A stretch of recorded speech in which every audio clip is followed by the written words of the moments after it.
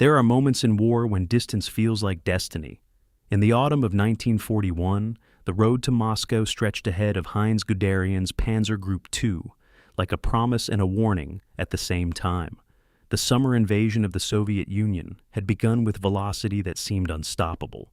Armored columns had carved through Belarus and Ukraine, encircling entire armies, capturing vast territory, advancing faster than maps could be updated. Momentum had become expectation. Speed had become doctrine made real. And yet, Moscow remained ahead. Guderian was not simply another armored commander. He was one of the architects of the very doctrine that had driven the early successes of the campaign: concentrated armor, deep penetration, relentless exploitation. To him, the purpose of mechanized warfare was not gradual erosion, but systemic collapse. Moscow represented more than a city. It represented political, logistical, and psychological gravity. If it fell, perhaps the Soviet state would fracture, but the path to Moscow was neither straight nor uninterrupted. Strategic decisions diverted Panzer Group 2 southward during the summer to participate in the encirclement at Kiev. The operation achieved enormous tactical success, capturing hundreds of thousands of Soviet troops. Yet, time, the invisible adversary, slipped away. When the armored formations turned back toward Moscow for Operation Typhoon, autumn had arrived, and with it, the first signals of resistance deepening.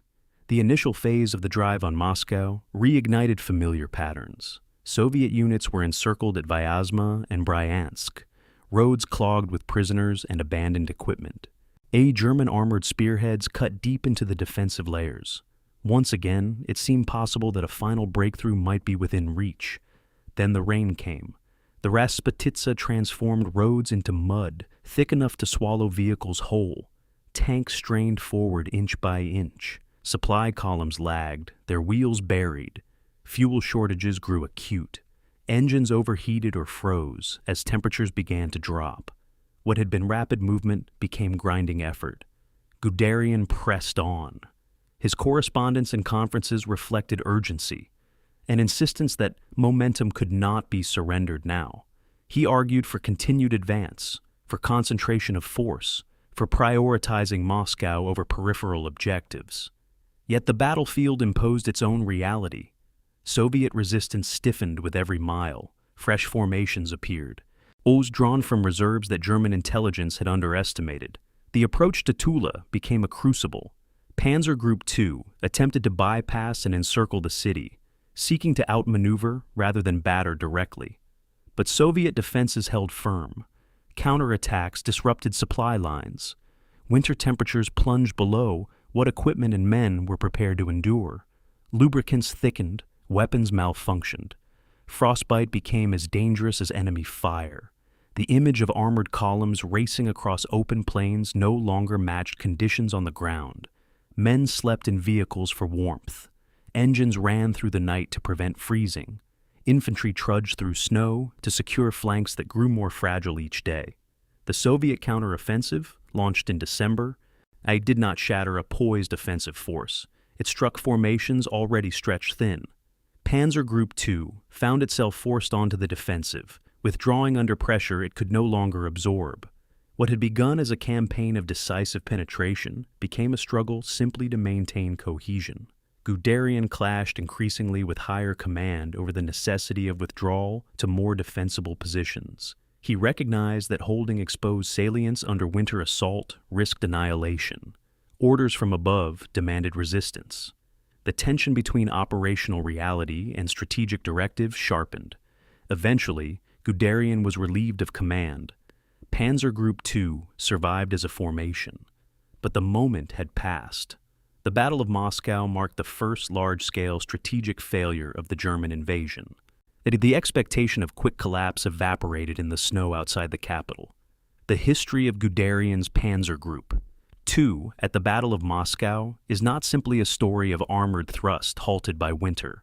It is a study in limits, in how doctrine forged in short campaigns meets endurance in vast space, in how operational brilliance can falter when logistics, weather, and enemy depth converge, in how ambition outruns sustainability.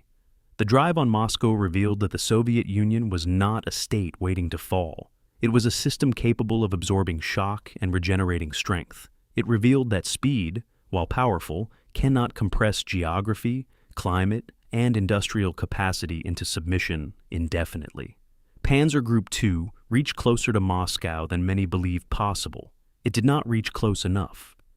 This is the story of Guderian's Panzer Group 2 at the Battle of Moscow, a force built for rapid decision, confronting a war that refused to be decided quickly. Before you continue, take a moment to notice your own environment. Is the air around you warm, cool, or somewhere between? Are you listening in the quiet of early hours or the slow fade of evening? Just pause and register it without rushing. Those armored columns advanced toward a horizon that never quite arrived. Let this story unfold at a pace that allows you to feel that distance. June 22nd, 1941, 3:15 in the morning. The Bug River crossing points along the Soviet-German border erupted with the sound of engines. Over 1,000 tanks belonging to Panzer Group 2 lurching forward into Soviet territory. The darkness concealed individual vehicles, but the collective roar announced something unprecedented. The largest concentrated armor formation ever assembled was beginning its drive toward Moscow. At the spearhead of Army Group Center's southern wing, General Heinz Guderian's creation was about to test whether the theories he had championed for 15 years could destroy the largest nation on Earth. The panzers rolled east, their commanders confident that speed and shock would deliver victory before autumn. None of them knew they were beginning a journey that would end in frozen wreckage 170 miles from the Kremlin, having discovered the limits of what machines and doctrine could achieve.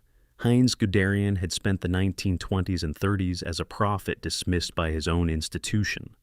While most German officers envisioned future wars as updated versions of 1918, trenches, artillery barrages, incremental advances, Guderian imagined something entirely different.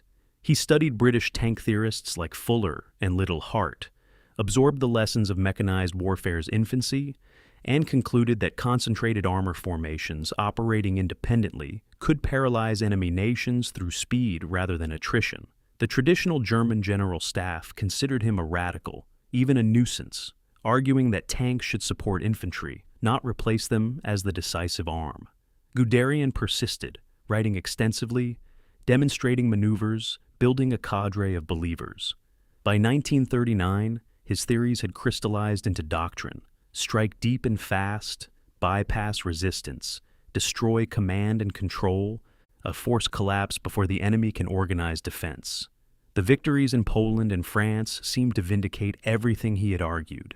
Panzer Group 2 was the ultimate expression of that vindication. 5 panzer divisions, motorized infantry, artillery, all organized around a single concept: relentless forward movement. The force that crossed the Bug River that June morning represented the culmination of German military-industrial effort. The panzer divisions fielded Panzer III and Panzer IV tanks, vehicles carrying 40mm and 75mm guns, capable of 40 miles per hour on roads, protected by 30 to 50mm of armor. Supporting them were motorized infantry divisions equipped with half-tracks and trucks, able to keep pace with the tanks and consolidate captured ground. Any self-propelled artillery and anti-aircraft guns provided mobile fire support. Engineers carried bridging equipment for river crossings. The entire formation was designed to move as a single organism, maintaining momentum across hundreds of miles.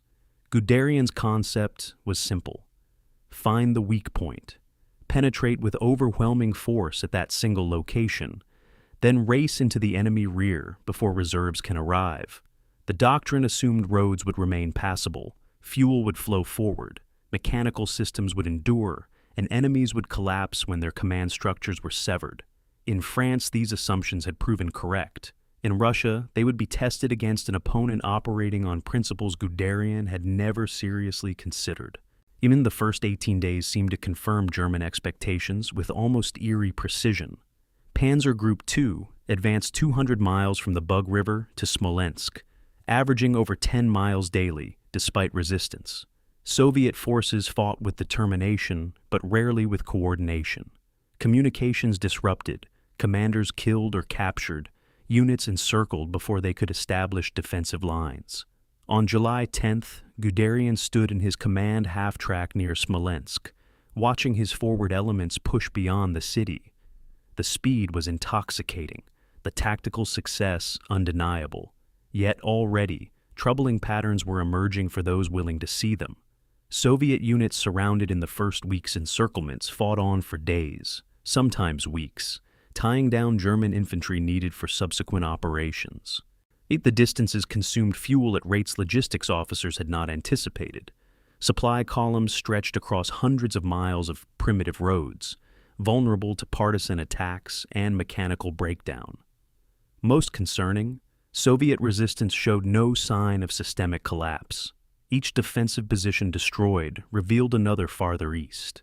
Each captured army group seemed replaced by fresh formations, whose existence German intelligence had not predicted.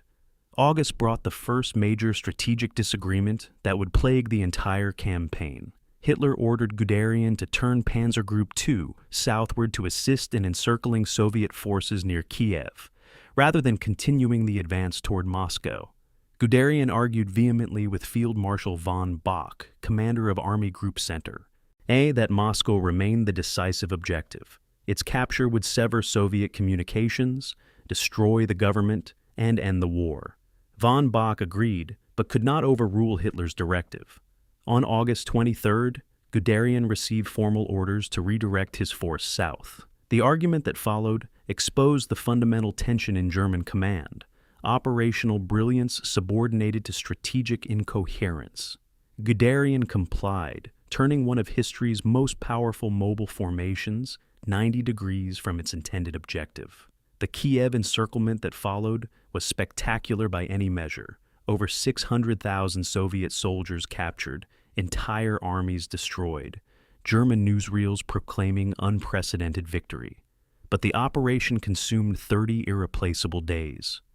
When Panzer Group 2 finally turned back north toward Moscow in late September, autumn was approaching, mechanical wear was severe, and the window for decisive operations was narrowing with each passing day. The tanks that began rolling north in late September were not the machines that had crossed the Bug River in June. Maintenance records told a sobering story. Average mileage exceeded 1,000 miles per vehicle, far beyond the 600-mile interval between major overhauls that manufacturers recommended. Engines designed for Western European campaigns, short distances, good roads, temperate climate, were showing stress fractures from constant operation across primitive Soviet infrastructure. Tracks wore down to dangerous thinness. Transmissions slipped, suspensions cracked. In theory, Panzer Group 2 fielded over 1,000 tanks. In reality, operational readiness hovered around 60% on good days, lower when mechanical issues compounded. Crews became expert at field repairs, cannibalizing broken vehicles to keep others running, improvising solutions that would have horrified peacetime engineers. The formation still looked formidable when concentrated for attacks, but the underlying mechanical fragility was becoming critical. Guderian's doctrine assumed tanks could be maintained through rapid victory and short campaigns. No one had planned for a war where the enemy refused to acknowledge defeat. By early October, as preparations for Operation Typhoon, the final drive on Moscow, reached completion, Panzer Group 2 existed in a state of dangerous contradiction. On paper, it remained a powerful offensive instrument. 5 Panzer divisions, experienced crews, proven tactical systems, recent victory at Kiev demonstrating continued capability. In reality, it was an exhausted formation held together by improvisation and willpower. The supply system that was supposed to deliver 12,000 tons of material daily to the front was achieving perhaps 40% of requirements on average days. Spare parts were critically short. Tanks were being cannibalized at rates that reduced overall numbers, even when no combat occurred. Fuel stocks allowed for perhaps 200 miles of operation, enough for a short, decisive battle, but insufficient for extended campaigning. Most ominously, German intelligence assessments continued to underestimate Soviet strength. Pre-invasion estimates suggested the Red Army could field 90 divisions in the Moscow region. The actual number, though poorly understood by German planners, was approaching 200, with reserves still arriving from Siberia and Central Asia. Guderian and his staff believed they faced a weakened enemy on the verge of collapse. They were about to assault the most heavily defended city in the world. The assumptions underlying Operation Typhoon revealed how little the Wehrmacht understood about the nature of the war it was fighting. German planning presumed Moscow would fall before serious winter weather arrived, making winter equipment unnecessary. Why burden already strained logistics with cold weather gear for a campaign that would be over by November? Planners assumed Soviet reserves were nearly exhausted after 4 months of catastrophic losses, making one final blow sufficient to achieve collapse. They believed Russian roads, poor by Western standards, would nevertheless remain passable with proper engineering. The autumn mud season was acknowledged but not considered a decisive factor. Most fundamentally, German doctrine assumed that destroying Soviet armies in the field would force political surrender, just as it had in Poland and France. None of these assumptions would survive contact with October's reality. The Wehrmacht was organized, equipped, and mentally prepared for a type of warfare that was about to become impossible. As Panzer Group 2 assembled for the October offensive, Guderian himself embodied the contradictions plaguing the entire operation. And he was 53 years old, a career officer who had transformed German armored warfare from theory to devastating practice. His tactical brilliance was undeniable. The encirclements at Minsk, Smolensk, and Kiev had each demonstrated his ability to identify enemy weakness and exploit it with ruthless efficiency. His confidence in his methods was absolute, born from years of institutional resistance finally overcome by battlefield success. Yet confidence had begun shading into something more dangerous, an unwillingness to acknowledge limitations. When subordinates reported mechanical problems, Guderian urged them to improvise and persevere. When logistics officers warned of supply shortfalls, he insisted that rapid victory would solve all difficulties. When intelligence suggested stronger Soviet resistance than anticipated, he dismissed it as defeatism. He had spent 15 years convincing the German military establishment that his methods could win wars. The idea that those methods might have inherent limits, that speed could not overcome distance, that shock could not substitute for sustainability, was psychologically almost impossible to accept. October 2nd would test whether genius could transcend mathematics. At 5:30 on the morning of October 2nd, 1941, approximately 600 tanks of Panzer Group 2 started their engines and began advancing toward Orel and Tula. The sound was still impressive, the formation still capable of devastating tactical performance, the doctrine still sound in its fundamental principles. But the force beginning Operation Typhoon was already operating on borrowed time. Mechanical reserves were depleted, supply lines were overstretched, intelligence was fatally flawed, and seasonal change was approaching that would transform warfare in ways no doctrine could overcome. Guderian's instrument, carefully crafted, brilliantly employed, vindicated by 18 months of victory, was about to discover that war is not primarily about instruments or doctrine. It is about sustainability, adaptation, and the capacity to endure when initial plans fail. The road to Moscow stretched ahead, 170 miles of increasingly desperate combat that would end with Panzer Group 2's destruction as an effective offensive force. The architect's masterpiece was beginning its final, doomed drive toward a city it would never reach. September 28, 1941. A maintenance depot near Glukov, all roughly 40 miles south of the Moscow highway. 3 Panzer III tanks sat in various states of disassembly, their internal components scattered across muddy ground, while mechanics worked with increasing frustration. The scene was being repeated at dozens of locations across Panzer Group 2's rear areas.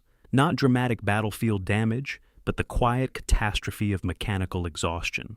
A senior maintenance non-commissioned officer supervised the work, explaining the situation to a visiting logistics coordinator. They were cannibalizing 3 broken tanks to produce 1 operational vehicle. Engines, transmissions, track assemblies, even ammunition racks were being scavenged from machines that could not be repaired in field conditions. This was not improvisation born of creativity. It was desperation born of mathematics. The force preparing to assault Moscow was consuming itself faster than the supply system could regenerate it. In 2 days, these hybrid machines would be expected to spearhead the decisive offensive of the war.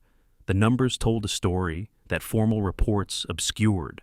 Panzer Group 2's authorized strength was 1,050 tanks distributed across 5 panzer divisions: the 3rd, 4th, 10th, 17th, and 18th. These formations had begun the invasion with close to full strength in June. By late September, actual operational readiness had collapsed to approximately 600 tanks, a 57% availability rate. The missing 450 vehicles had not all been destroyed in combat. Many sat broken in repair depots, awaiting spare parts that would never arrive, and others had been abandoned along roadsides when transmissions failed beyond field repair capability. Some had simply worn out, their engines having traveled 1,200 miles or more since crossing the Bug River. Double the distance manufacturers had designed them to endure between major overhauls. German tank production in 1941 averaged roughly 200 vehicles monthly across all types.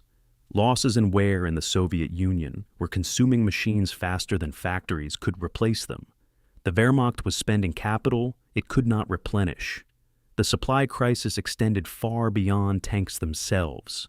Panzer Group 2 required approximately 12,000 tons of supplies daily to maintain full operational capability. Fuel, ammunition, food, spare parts, medical supplies, engineering equipment. The actual delivery rate in late September averaged between 4,000 and 5,000 tons on successful days, roughly 40% of requirements. The shortfall was not due to lack of supplies in Germany. It was a crisis of distance and infrastructure. From the nearest functioning rail depot to frontline units stretched over 500 miles of primitive roads, many of them dirt tracks that turned to mud in rain.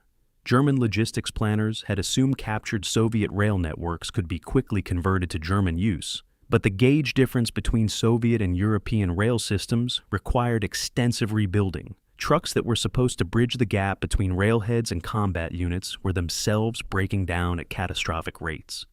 Roughly 30% of Panzer Group 2's transport consisted of captured Soviet vehicles or horse-drawn wagons, creating a hybrid system moving at different speeds, with different maintenance requirements, held together by improvisation rather than planning. The human dimension of this exhaustion was becoming visible to those willing to look. Tank crews who had begun the campaign in June had been in near continuous combat or movement for over 3 months. Sleep deprivation was endemic. Operational tempo allowed perhaps 4 to 5 hours of rest daily when not in active combat, less when fighting. Rations, though adequate in caloric content, were monotonous and often cold, as tactical situations frequently prevented hot meal preparation. Minor injuries and illnesses that would have warranted rest in peacetime went untreated because there were no replacement crews. Morale remained surprisingly strong, sustained by recent victory at Kiev and belief that Moscow's capture would end the war. But physical exhaustion was undeniable. Crew efficiency studies conducted by some divisional staffs suggested that reaction times and decision-making quality had degraded measurably since June. The psychological strain of constant advance, combat, and uncertainty was beginning to manifest in ways that formal reports did not capture. Irritability, minor disciplinary incidents, a certain grim fatalism replacing the triumphalism of early summer. Technical degradation was perhaps most visible in the condition of individual vehicles. Tank engines designed for 600-mile intervals between major maintenance were operating with 1,200 or more miles of wear.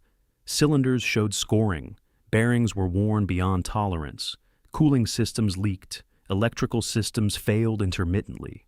Tracks that should have lasted 1,500 miles were being replaced after 800, consuming spare parts stockpiles that could not be replenished. Transmissions, the most complex and failure-prone component of German tanks, were slipping or jamming with increasing frequency. Suspensions designed for Western European roads were cracking under the punishment of Soviet terrain. Crews became expert at field-expedient repairs, welding cracked components, fabricating replacement parts from scavenged materials, nursing damaged engines by reducing power output. These measures kept vehicles operational in the short term, but accelerated long-term degradation. By early October, the average Panzer III or IV in Panzer Group 2 was operating well below design specifications, held together by skill and determination rather than engineering integrity. The intelligence picture compounding these material problems was fundamentally flawed in ways German commanders did not fully grasp. Pre-invasion assessments had estimated the Soviet Union could field approximately 150 divisions total, with perhaps 90 deployed in the West. By October, German forces had already destroyed or severely damaged well over 100 Soviet divisions in encirclement battles. According to German calculations, the Red Army should have been approaching collapse and unable to generate significant new formations. The reality, invisible to Wehrmacht intelligence, was radically different. Soviet industrial evacuation was relocating arms production to the Urals, beyond German reach. Conscription was mobilizing millions of additional soldiers. Most critically, Richard Sorge's intelligence from Tokyo had confirmed Japan would not attack the Soviet Union, allowing Stalin to begin transferring Siberian divisions westward, experienced, fully equipped formations that German intelligence had not accounted for in Moscow's defense calculations. When Panzer Group 2 began Operation Typhoon, it would be assaulting not a weakened enemy on the verge of collapse, but the most heavily reinforced defensive position in the war. October 1st brought final preparations that could not disguise underlying fragility. Crews performed last maintenance checks, mechanics worked through the night on vehicles needing repair, supply officers distributed what ammunition and fuel they had accumulated. Guderian's quartermaster presented a sobering briefing. They had ammunition for approximately 10 days of heavy combat, fuel for roughly 200 miles of operations, and no winter clothing whatsoever in the supply pipeline. The assumption remained that Moscow would fall before winter arrived, making cold weather equipment unnecessary. When the quartermaster cautiously raised concerns about the approaching winter season, he was told that speed would solve all problems. A rapid advance would capture Moscow before serious cold arrived, and Soviet collapse would make supply difficulties irrelevant. This was not mere optimism. It was a necessary belief. Yet, because acknowledging the true situation would have required admitting the offensive should not proceed, the Wehrmacht had committed itself to a course of action that depended on rapid, decisive success. Anything less meant catastrophe, but the institutional culture could not process that possibility. The final force composition revealed telling choices about priorities and assumptions. Panzer Group 2's 600 operational tanks were concentrated in the 5 Panzer divisions, creating powerful spearhead formations. Supporting them were motorized infantry divisions equipped with trucks and half-tracks, able to maintain pace with armor and consolidate captured positions.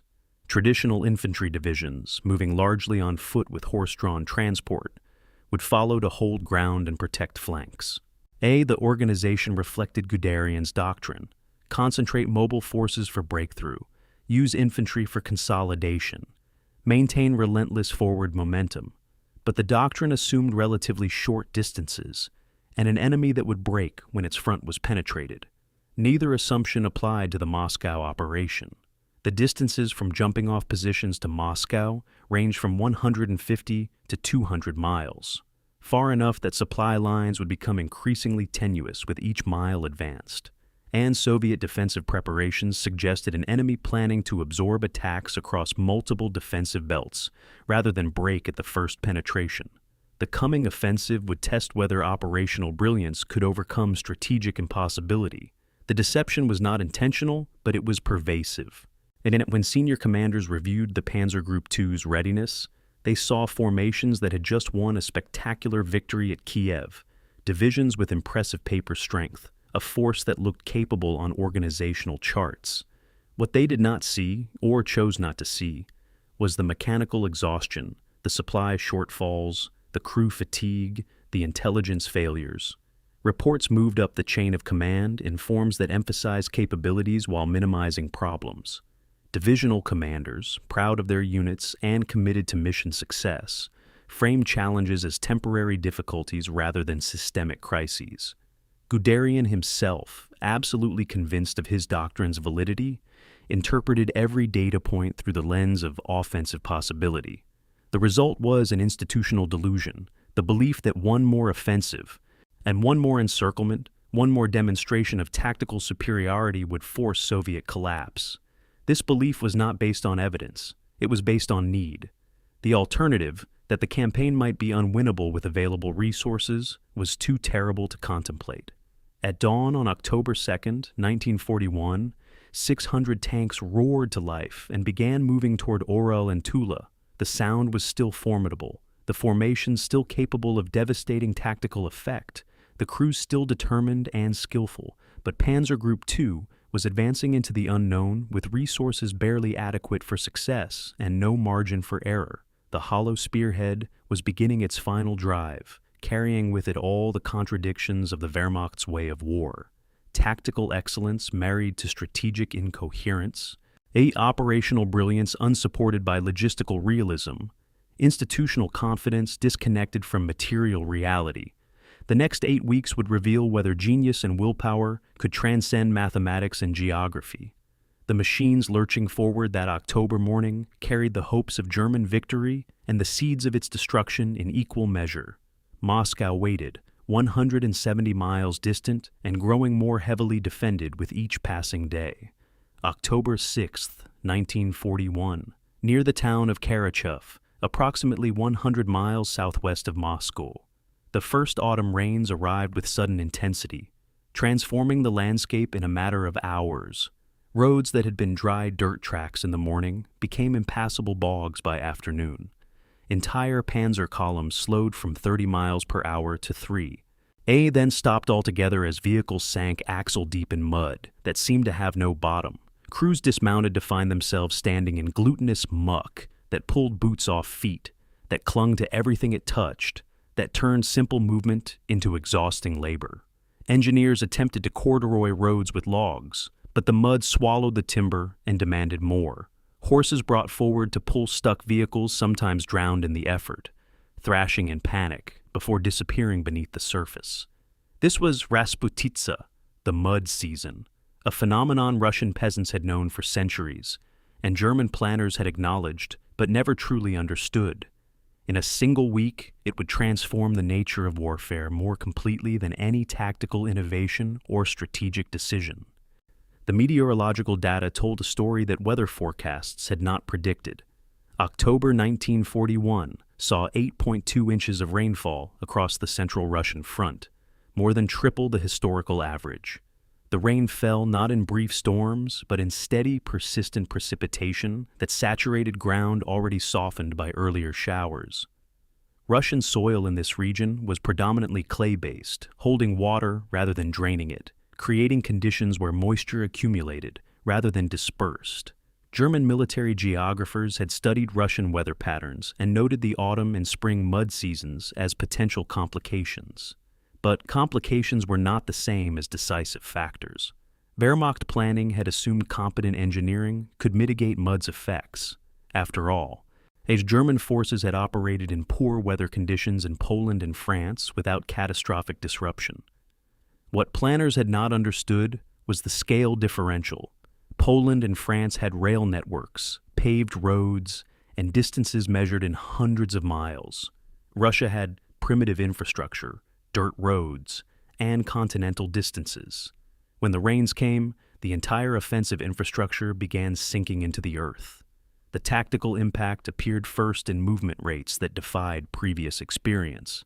Panzer divisions accustomed to covering 30 to 40 miles daily found themselves traveling 3 miles in an 18-hour period. Fuel consumption increased by 60% because engines strained in low gear, struggling for traction that barely existed. Elite tanks designed for 40 miles per hour on roads could barely maintain walking pace cross-country.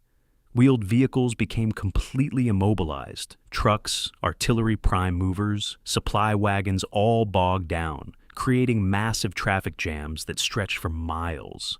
Tracked vehicles fared only slightly better. Even tanks and half-tracks found themselves slipping sideways on slopes, throwing tracks in attempts to climb muddy inclines, sinking to their hulls in particularly soft ground. Crews learned to avoid roads entirely in some sectors, because the roads were where traffic concentration had churned mud to its worst consistency. Cross-country movement, normally slower than road marching, became faster because at least the ground had not been pulverized by hundreds of vehicles. Speed, the essential element of Guderian's doctrine, had simply ceased to exist. October 10th brought a sobering demonstration of what tactical competence could achieve when the enemy retained mobility advantages. Near Minsk, roughly 25 miles north of Orel, elements of the 4th Panzer Division encountered Soviet forces operating with unexpected effectiveness. Colonel Mikhail Katakov commanded a tank brigade equipped with the T-34, a Soviet medium tank that German forces were only beginning to encounter in significant numbers. The T-34 had features that proved decisive in muddy conditions: wide tracks that distributed weight across larger surface area, reducing ground pressure and increasing traction, a diesel engine that was less temperamental than the German gasoline engines in wet conditions, sloped armor that increased protection without adding weight. When Katakov's brigade ambushed 4th Panzer Division in terrain where German tanks literally could not maneuver off roads, the results were devastating. Soviet tanks moved cross-country, while German vehicles stayed road-bound, allowing the Soviets to attack from unexpected angles. In 2 days of fighting, 4th Panzer Division lost 43 tanks, not to superior German doctrine failing, but to terrain negating doctrine entirely. Guderian himself visited the battlefield and recorded his concern in writing. The T-34 was very worrying. The supply situation transformed from difficult to catastrophic during the mud period. Trucks carrying ammunition, fuel, and food to forward units became trapped miles from their destinations, their cargo inaccessible to troops who desperately needed it. Horse-drawn wagons, considered primitive by mechanized warfare standards, actually performed better than motor vehicles in some conditions. Horses could pull themselves out of mud, where trucks simply sank and stayed. Supply officers calculated that maintaining the offensive required moving 12,000 tons of material daily to forward units. During the worst of the Rasputitsa, daily deliveries fell to 2,000 tons or less. Units at the spearhead began operating on emergency reserves, then on captured Soviet supplies, then on whatever they could scavenge. Ammunition rationing began. Artillery batteries were limited to specific numbers of shells per day, forcing commanders to prioritize targets carefully. Fuel shortages meant vehicles sat immobilized, not because they were broken, but because there was nothing to put in their tanks. Food supplies dwindled to emergency rations. Medical supplies became critically short. The offensive was starving not from enemy action, but from simple inability to move supplies forward. The human cost of the mud season was measured not primarily in combat casualties, but in sheer physical exhaustion. Soldiers spent hours attempting to free vehicles, hauling equipment through mud that sometimes reached waist height, constructing corduroyed roads from whatever timber could be found.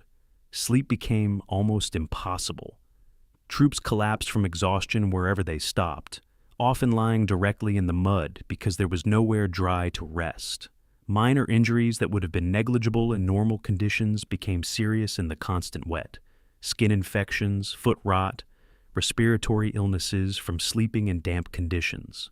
Morale, and sustained through previous hardships by momentum and victory, began eroding as men realized they were fighting primarily against terrain and weather rather than the enemy. Letters home, censored but still revealing, began expressing frustration and bewilderment. They had defeated the Red Army repeatedly, yet Moscow seemed no closer. They had the world's most advanced military technology, yet they could barely move. The psychological impact of helplessness against natural forces was in some ways more corrosive than combat stress. Maintenance became a nightmare of improvisation and triage. Vehicles that broke down could not be recovered because recovery vehicles could not reach them. Tanks with minor mechanical problems sat in mud for days waiting for parts that could not be delivered. Their crews watching helplessly as systems deteriorated from exposure. Mud infiltrated every mechanism, transmissions, engines, track assemblies, weapon systems. Cleaning equipment became a constant task that was never truly completed because within hours of cleaning, everything was mud-caked again. lubricants mixed with mud to create abrasive compounds that accelerated wear on moving parts. Electrical systems shorted out from moisture. Optical sights became unusable when mud covered lenses faster than they could be wiped clean. Mechanics worked in conditions that made proper repair nearly impossible. No dry workspace, inadequate lighting, tools that slipped in muddy hands. The maintenance crisis compounded daily because new problems appeared faster than existing ones could be addressed. October 20th brought the first hard frost, and with it, temporary salvation. Overnight, temperatures dropped below freezing, and the mud solidified into hard, rutted roads that vehicles could traverse again. The relief was palpable and immediate. Tanks that had been immobilized for days started moving at normal speeds. Supply trucks reached forward units for the first time in 2 weeks. The offensive resumed with something approaching its intended tempo. German commanders interpreted the frost as vindication, that the Rasputitsa had been a temporary setback rather than a fundamental obstacle. In fact, the brief window of renewed mobility would prove deceptive. The frost had not solved underlying problems. It had merely frozen them in place. Supply deficits accumulated during the mud period remained unaddressed. Mechanical wear from weeks of strain could not be reversed. But most critically, the frost was a preview of what was coming, a warning that temperatures were dropping toward winter levels for which the Wehrmacht was utterly unprepared. The strategic consequences of the October mud period would not be fully understood until months later, but certain realities had become undeniable. Panzer Group 2 had lost 2 weeks of offensive capability during the season when every day mattered.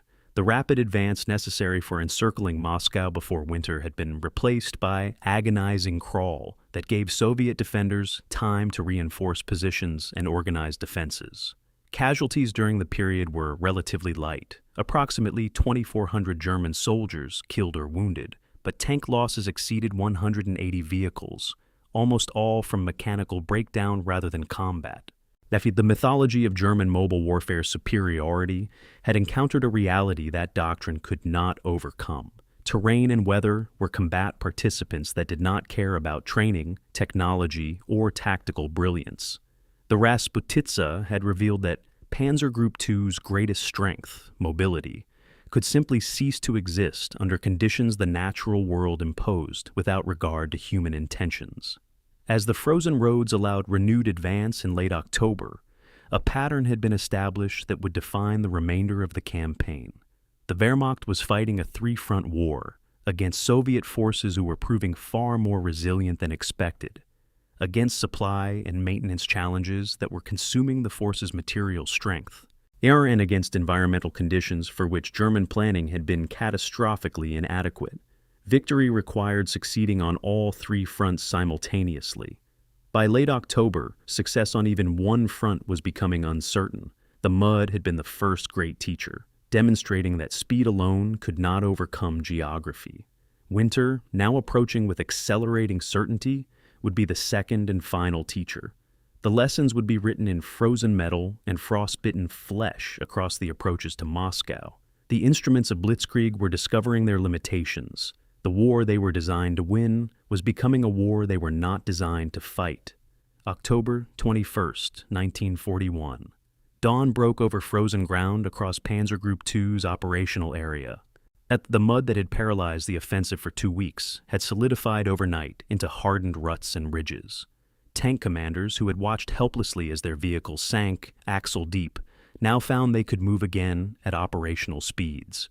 Engines that had strained in first gear could accelerate to cruising pace. Supply trucks that had been stranded miles from forward units completed their deliveries in hours rather than days. The thermometer readings told the story.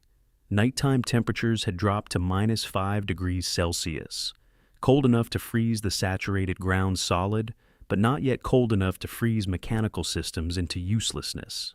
For approximately 10 days, conditions would be nearly ideal for mobile operations. Firm ground, clear weather, and just enough warmth during daylight hours to keep equipment functioning. Guderian's forces surged forward, covering 35 miles in the first 24 hours, more than 10 times the daily rate during the mud period. The race to Tula had begun, and with it, the last real chance to reach Moscow before winter made such efforts impossible. The territorial gains achieved between October 21st and October 30th created a deceptive impression of restored offensive capability. Panzer Group 2 advanced approximately 80 miles in 9 days, approaching the city of Tula and its surrounding defensive positions. Advanced elements of the 4th Panzer Division pushed to within visual range of Tula's distinctive Kremlin towers, their spires visible through field glasses at distance. Officers studying maps calculated they were now just 110 miles from Moscow's city center, and closer than German forces had ever been. Frontline units reported Soviet forces withdrawing in relatively good order, rather than collapsing, but the withdrawal itself seemed to confirm that the offensive was succeeding. News photographs showed tank columns advancing across frozen landscapes, their momentum apparently restored. After the frustration of the mud period, the rapid gains felt like vindication. The assumption at tactical and operational levels was that one more push, one more successful battle, would break Soviet resistance and open the road to Moscow. The reality beneath these surface gains was considerably more troubling for those examining the details. The 80-mile advance had cost Panzer Group 2 approximately 120 tanks and 8,000 casualties.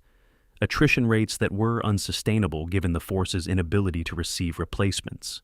More significantly, the advance had captured only about 15,000 prisoners, a fraction of what previous encirclements had yielded. This suggested Soviet forces were not being destroyed, but rather withdrawing ahead of German spearheads, preserving their combat power for defense of more critical positions. Aerial reconnaissance photographs, analyzed by intelligence staffs, showed massive rail movements toward Tula, Soviet reinforcements arriving faster than German forces were advancing. The race to Tula was being won tactically, but lost strategically. Every mile Panzer Group 2 advanced stretched supply lines further, required more fuel per ton of material delivered, and brought the force closer to Soviet reserves that were concentrating rather than dispersing. Temperature data from late October provided both immediate benefit and ominous warning. The frost that hardened roads and enabled rapid movement averaged -5 degrees Celsius at night and +8 degrees during daylight hours. Cold enough to freeze mud, but not cold enough to freeze mechanical systems, lubricants, or human flesh. Tank engines started reliably, weapons functioned normally, soldiers could operate in autumn uniforms supplemented with whatever extra clothing they had accumulated. But the trend was unmistakable. Each night was slightly colder than the last. Each dawn took slightly longer for temperatures to rise above freezing. Meteorological officers who consulted with local civilians received warnings that serious winter, temperatures of -20 to -30 degrees, typically arrived in mid to late November. That gave the offensive perhaps 3 weeks before conditions would change fundamentally. 3 weeks to reach Moscow, encircle it, force its surrender, and end the war. The mathematics of distance, resistance, and declining capability made such a timeline implausible, but acknowledging implausibility would have required halting the offensive, and institutional momentum made that psychologically impossible. Tula's strategic importance had been understood by Soviet defensive planners for months before German forces approached.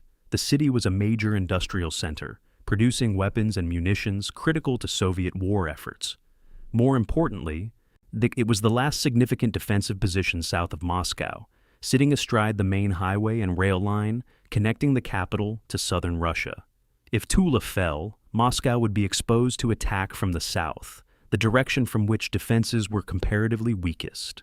Soviet commanders had been reinforcing Tula since September, bringing in regular army units, NKVD troops, worker battalions from the city's factories, and whatever reserves could be spared from other sectors. Defensive positions extended in multiple belts around the city: trenches, anti-tank ditches, fortified buildings, artillery positions carefully sited to create killing zones.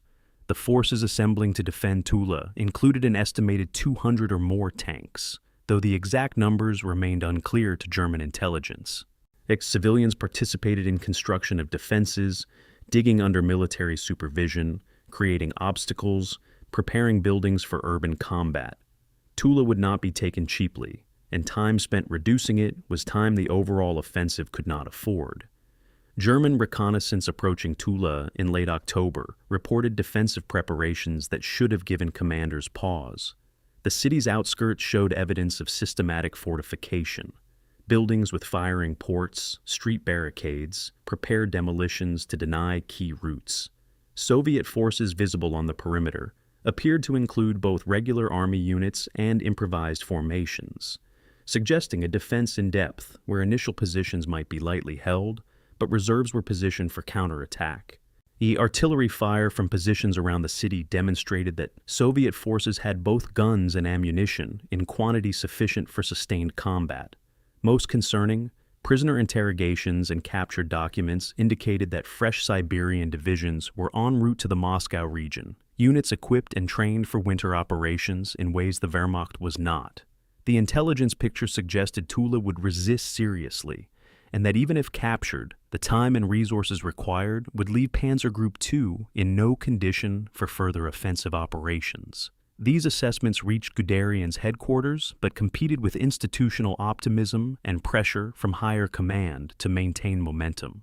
October 29th brought Panzer Group 2's forward elements into contact with Tula's outer defensive belt. Initial probes encountered resistance heavier than reconnaissance had suggested. Anti-tank guns in concealed positions, minefields extending across likely approach routes, defensive positions mutually supporting in ways that prevented easy flanking. Soviet artillery engaged German formations at ranges suggesting good observation and communication with forward observers. Tank versus tank engagements occurred where Soviet armor appeared from unexpected positions, fired and withdrew before German forces could develop overwhelming local superiority. The pattern was familiar from earlier defensive battles, but the intensity and coordination suggested improvements in Soviet defensive doctrine. Our commanders reported back that Tula would require a deliberate assault with concentrated forces, precisely the kind of operation that consumed time and resources the offensive could least afford. The alternative was attempting to bypass Tula, but that would leave a powerful enemy garrison astride the main supply route, capable of interdicting logistics and threatening German rear areas. October 30th, as daylight faded and temperatures dropped toward -10 degrees Celsius, Guderian faced the decision that would define the remainder of the campaign. Tula blocked the direct route to Moscow. A frontal assault would be costly and time-consuming, but might succeed quickly if Soviet defenses proved less formidable than they appeared. Bypassing Tula would maintain momentum, but create dangerous vulnerabilities in supply and rear security. And a wider encirclement, swinging east and north to approach Moscow while leaving Tula isolated, would require stretching Panzer Group 2's already thin forces across enormous frontage with exposed flanks. All options carried significant risk. None offered assured success. The decision made that evening was for a frontal assault beginning the next morning, based on assessments that suggested Tula's garrison might be more fragile than it appeared, and that rapid success was still possible. These assessments would prove catastrophically wrong, but they aligned with institutional expectations and command pressure to maintain offensive operations. The orders went out. Attack at dawn. The brief window of frost-enabled mobility was closing as October ended.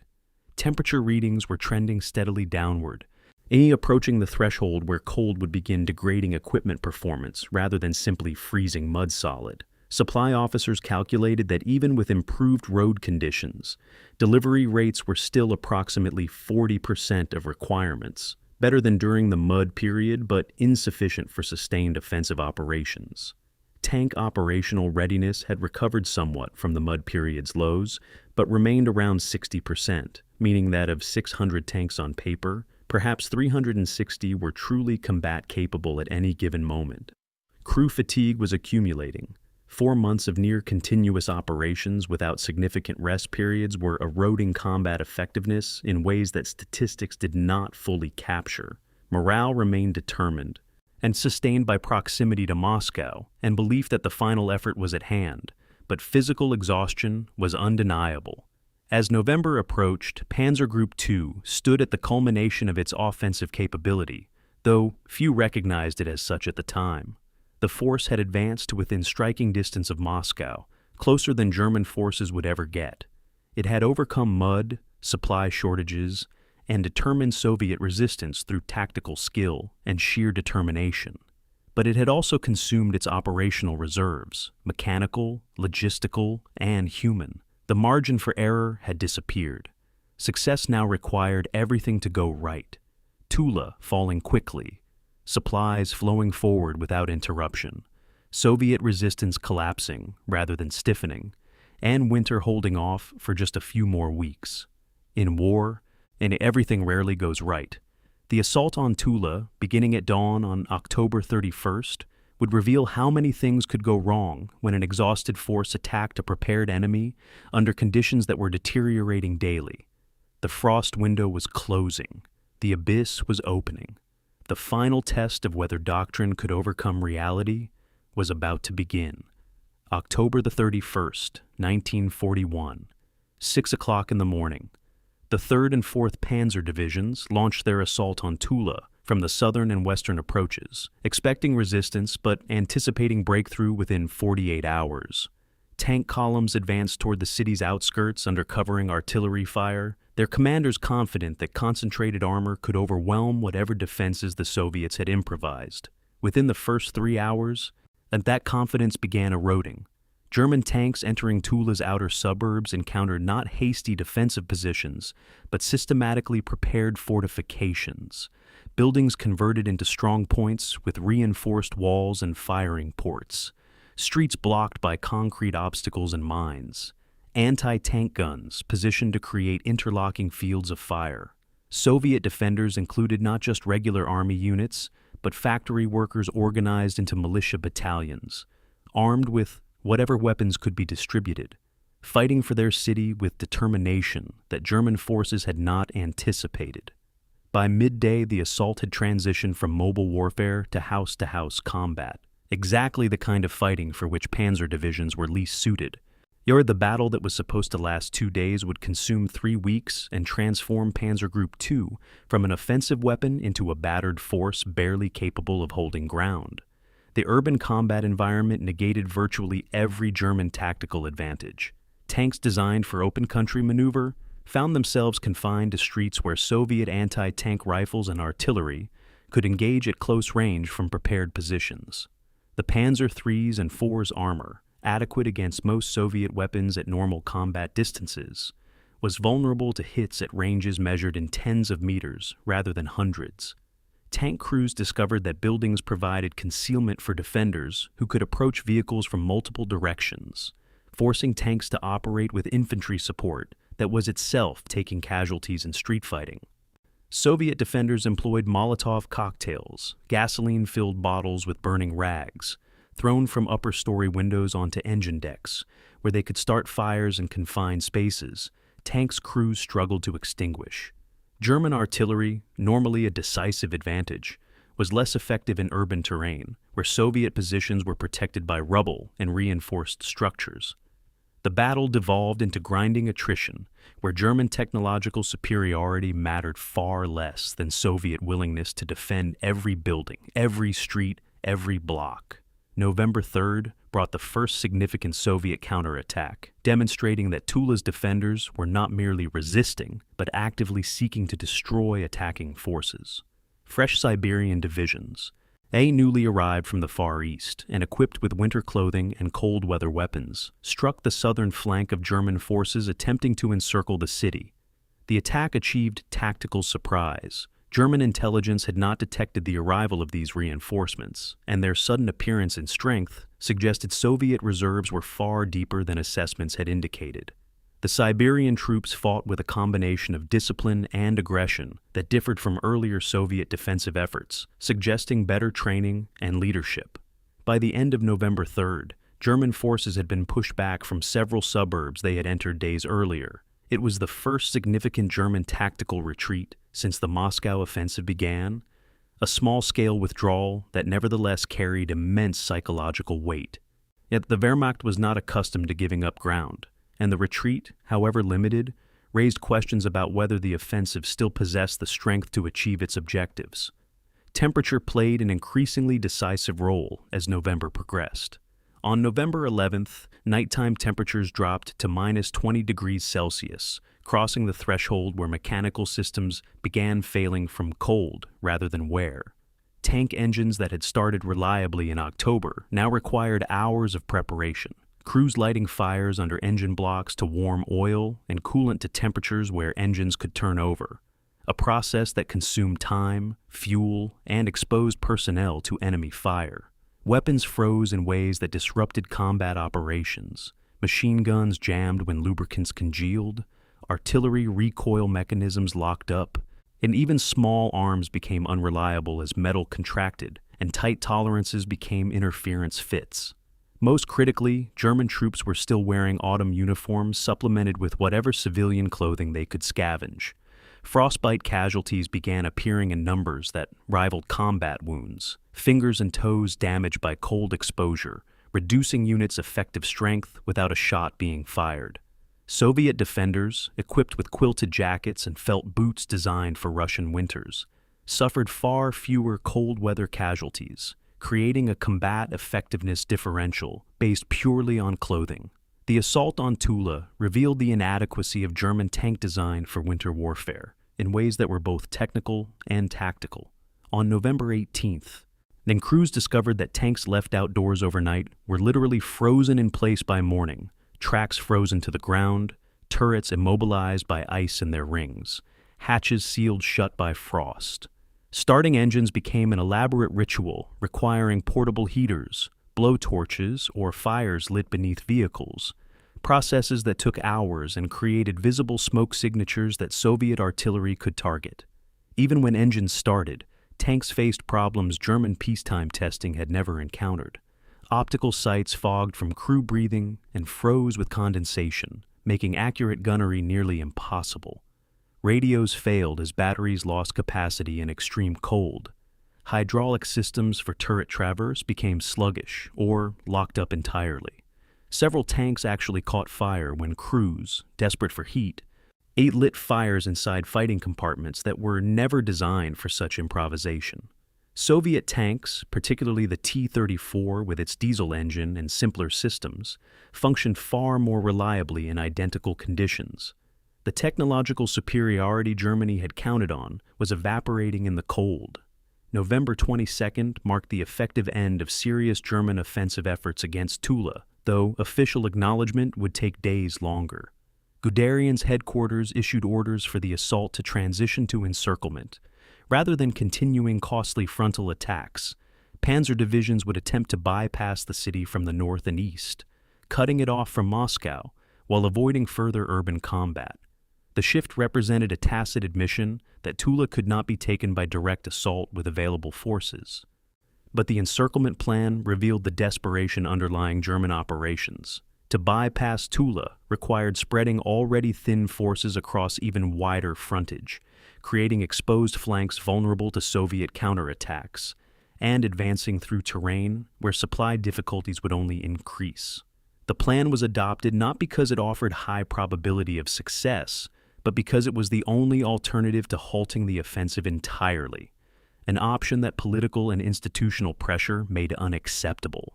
The orders went out even as commanders privately acknowledged the growing gap between what was being asked and what was achievable.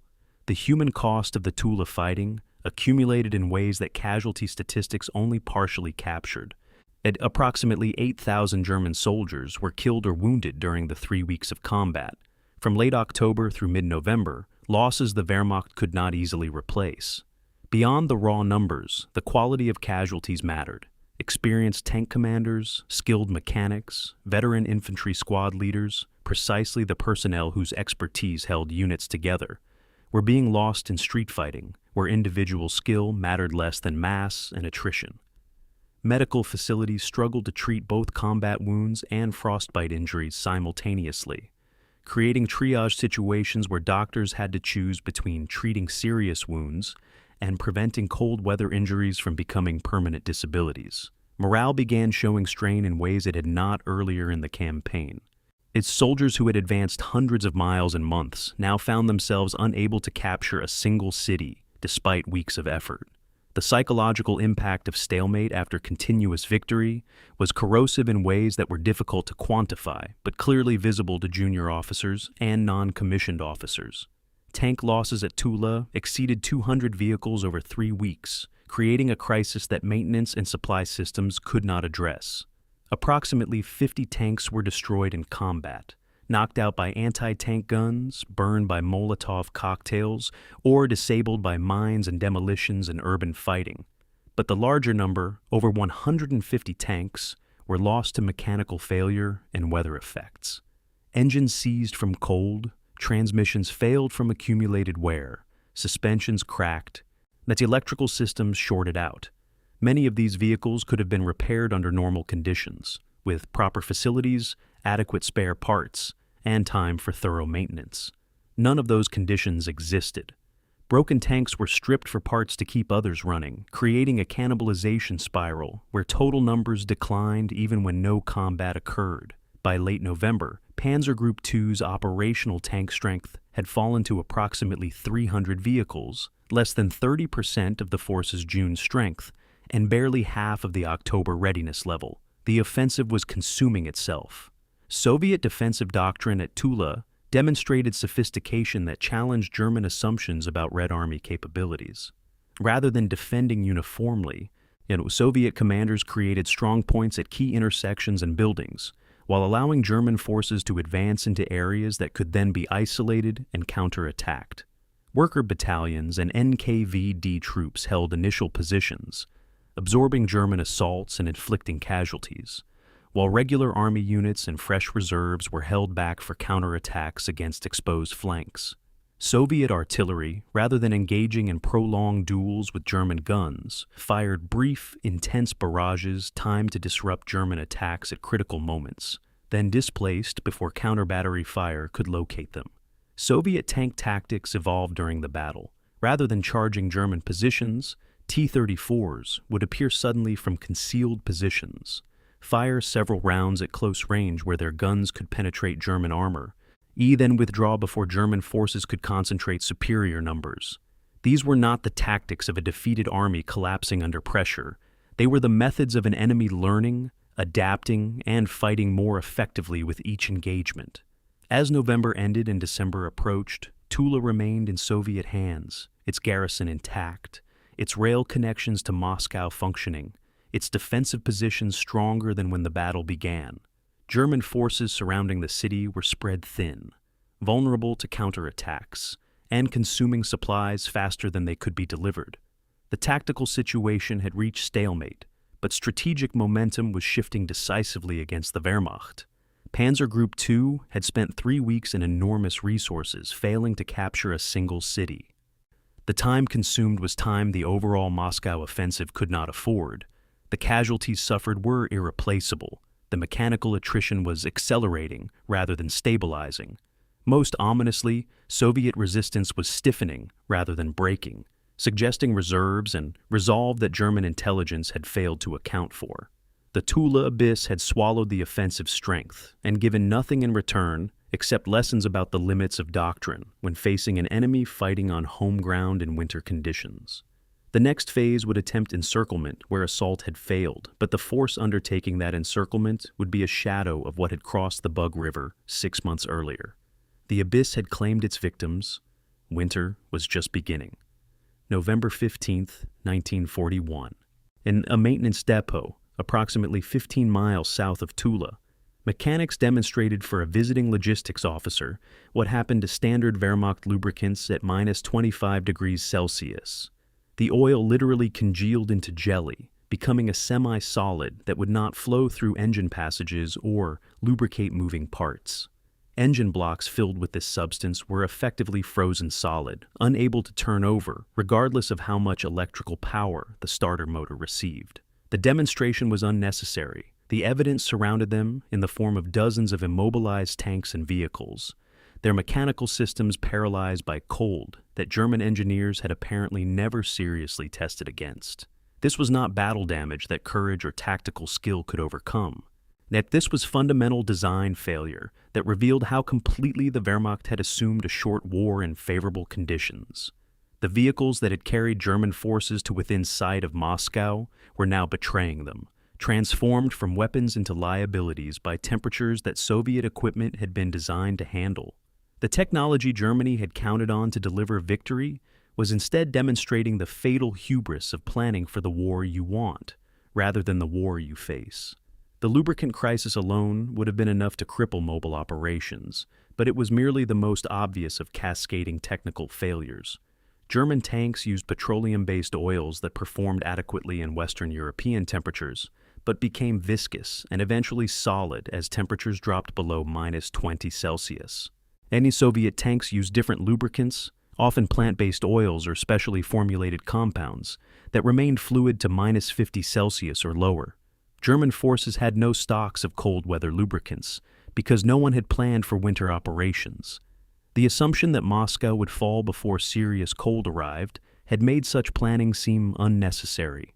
When mechanics attempted to use captured Soviet lubricants in German engines, they discovered compatibility issues, different viscosity grades, different additives, sometimes chemical reactions that damaged seals or corroded components. The improvised solution, draining oil from vehicles before nighttime temperatures dropped, heating it overnight near fires, then refilling warm oil in the morning, consumed hours of labor, fuel for heating, and exposed personnel to enemy fire and frostbite. It was unsustainable, but there was no alternative. Optical systems failed in ways that rendered vehicles nearly combat ineffective even when engines could be started. Tank gun sights relied on precision optics with tight tolerances that German manufacturers had designed for Central European conditions. When temperatures dropped below -20, condensation from crew breathing would fog lenses, then freeze into ice crystals that obscured vision. Wiping the ice away often scratched delicate optical coatings, permanently degrading sight quality. Periscopes used for observation froze in their mounts, becoming impossible to rotate. Binoculars and range-finding equipment experienced similar problems. Tank commanders found themselves attempting to fight nearly blind and unable to accurately identify targets or estimate ranges, reducing German gunnery from its normally high standard to crude approximation. Soviet tanks, with simpler optical systems and crews acclimated to working in extreme cold, maintained better observation capability. The irony was bitter. German tanks often had superior optics by peacetime standards, but those sophisticated systems were useless when frozen, while cruder Soviet equivalents continued functioning. Weapon systems experienced failures that range from inconvenient to catastrophic. The MG-34 machine gun, standard armament on German tanks and widely used by infantry, was a precision weapon with close tolerances between moving parts. At extreme cold, those tight tolerances became interference fits. Metal contracted differently based on alloy composition, causing parts to bind rather than slide smoothly. Machine guns jammed after firing a few rounds or failed to fire at all.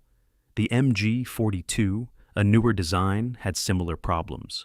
Even bolt-action rifles became unreliable as bolts froze in receivers or firing pins failed to strike with adequate force because lubricants had congealed.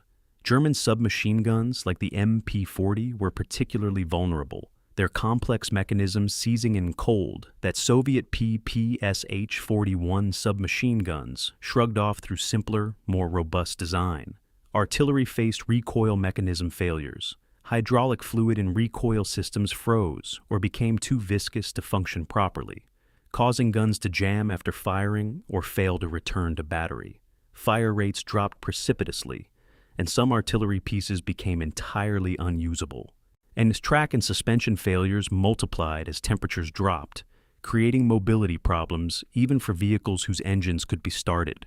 German tank tracks used rubber components, pads between track links, road wheels with rubber rims that were intended to reduce noise and wear on paved roads. At -30°C, rubber became brittle and began cracking or shattering entirely. Tracks would throw their rubber pads, then begin damaging road wheels, creating a cascade of mechanical failure. Road wheels themselves cracked from cold and rough terrain, requiring replacement that often could not be performed because spare wheels were not available. Suspension springs, stressed by months of operation over poor terrain, began breaking with increased frequency in cold that made metal more brittle. Tanks would throw tracks. The most common mechanical failure, and crews would spend hours in freezing conditions attempting repairs that normally took 30 minutes. Frostbite casualties among repair crews were significant. Working with bare hands on frozen metal caused near-instant tissue damage, but the repairs required finger dexterity that gloves prevented. Medical officers documented cold weather casualties that exceeded combat wounds in some units, creating a crisis that medical doctrine had not anticipated. Frostbite was the most common injury. Tissue damage from cold exposure, ranging from minor cases requiring warm water treatment to severe cases requiring amputation of frozen digits. During November, Panzer Group 2 recorded over 14,000 cold weather casualties, roughly 15% of the force's effective strength removed from combat without the enemy firing a shot. Trench foot, caused by prolonged exposure to wet and cold conditions, appeared in soldiers whose boots were inadequate for winter weather. Respiratory illnesses, bronchitis, pneumonia, spread through units whose soldiers were sleeping in unheated vehicles or improvised shelters. Hypothermia killed soldiers who were wounded and unable to seek warmth before core body temperature dropped fatally. Medical facilities designed to treat trauma injuries struggled to handle the volume and variety of cold weather casualties, and many of the necessary treatments, prolonged warming, rest, adequate nutrition, were impossible to provide in field conditions. November 20th brought improvised attempts to adapt equipment that revealed both ingenuity and desperation. Maintenance units began installing captured Soviet coal-burning stoves in German tanks, welding brackets to turret floors, and cutting ventilation holes through armor to exhaust smoke. The modifications were dangerous, fire hazards inside cramped spaces filled with ammunition and fuel, carbon monoxide risks, structural weakening of armor, but they provided heat that made vehicles marginally more habitable. Crews wrapped ammunition in blankets overnight to prevent it from freezing, as frozen ammunition could jam in weapons or fail to fire. Soldiers urinated on frozen bolts and mechanisms, using the warmth to melt ice and free-stuck parts, a technique that spread through units by word of mouth despite never appearing in any manual. And as portable heaters improvised from fuel cans and rags provided warmth for starting engines, but created fire hazards and consumed fuel that was already scarce. These adaptations kept some vehicles operational, but could not overcome fundamental design inadequacies. Soviet equipment performance in identical conditions demonstrated that winter readiness was achievable, but required intentional design and preparation. The T-34 tank used a compressed air starting system rather than electrical starter motors, allowing engines to turn over even when very cold. Its wider tracks distributed weight more effectively, reducing ground pressure and preventing the tank from sinking in snow or breaking through ice. Diesel engines were less affected by cold than gasoline engines and provided better fuel economy. Its Soviet trucks used similar design principles, simple, robust systems tolerant of extreme conditions. Soviet soldiers received quilted telegraphic jackets rated to -50 Celsius, felt Valenki boots that provided insulation even when wet, and fur ushankas that protected head and ears. Soviet rations included hot food delivered to frontline positions in insulated containers, providing both nutrition and warmth. The Red Army had institutional knowledge of winter operations built from decades of experience. German forces were learning these lessons in real time under combat conditions, and the educational process was written in frostbite and mechanical failure. On November 25th brought the first delivery of winter clothing to Panzer Group 2, a single shipment containing enough cold weather gear to equip approximately 10% of the force's personnel. Distribution priority went to forward combat units, meaning that support personnel, logistics troops, and maintenance crews received nothing, despite working in conditions equally demanding. Even units that received winter clothing found the quality inadequate. Coats designed for garrison duty in Germany rather than combat operations in Russia. Boots that were better than nothing but inferior to Soviet felt boots. Gloves that provided warmth but prevented the manual dexterity required for operating weapons or performing maintenance. The inadequate supply demonstrated the depth of German planning failure.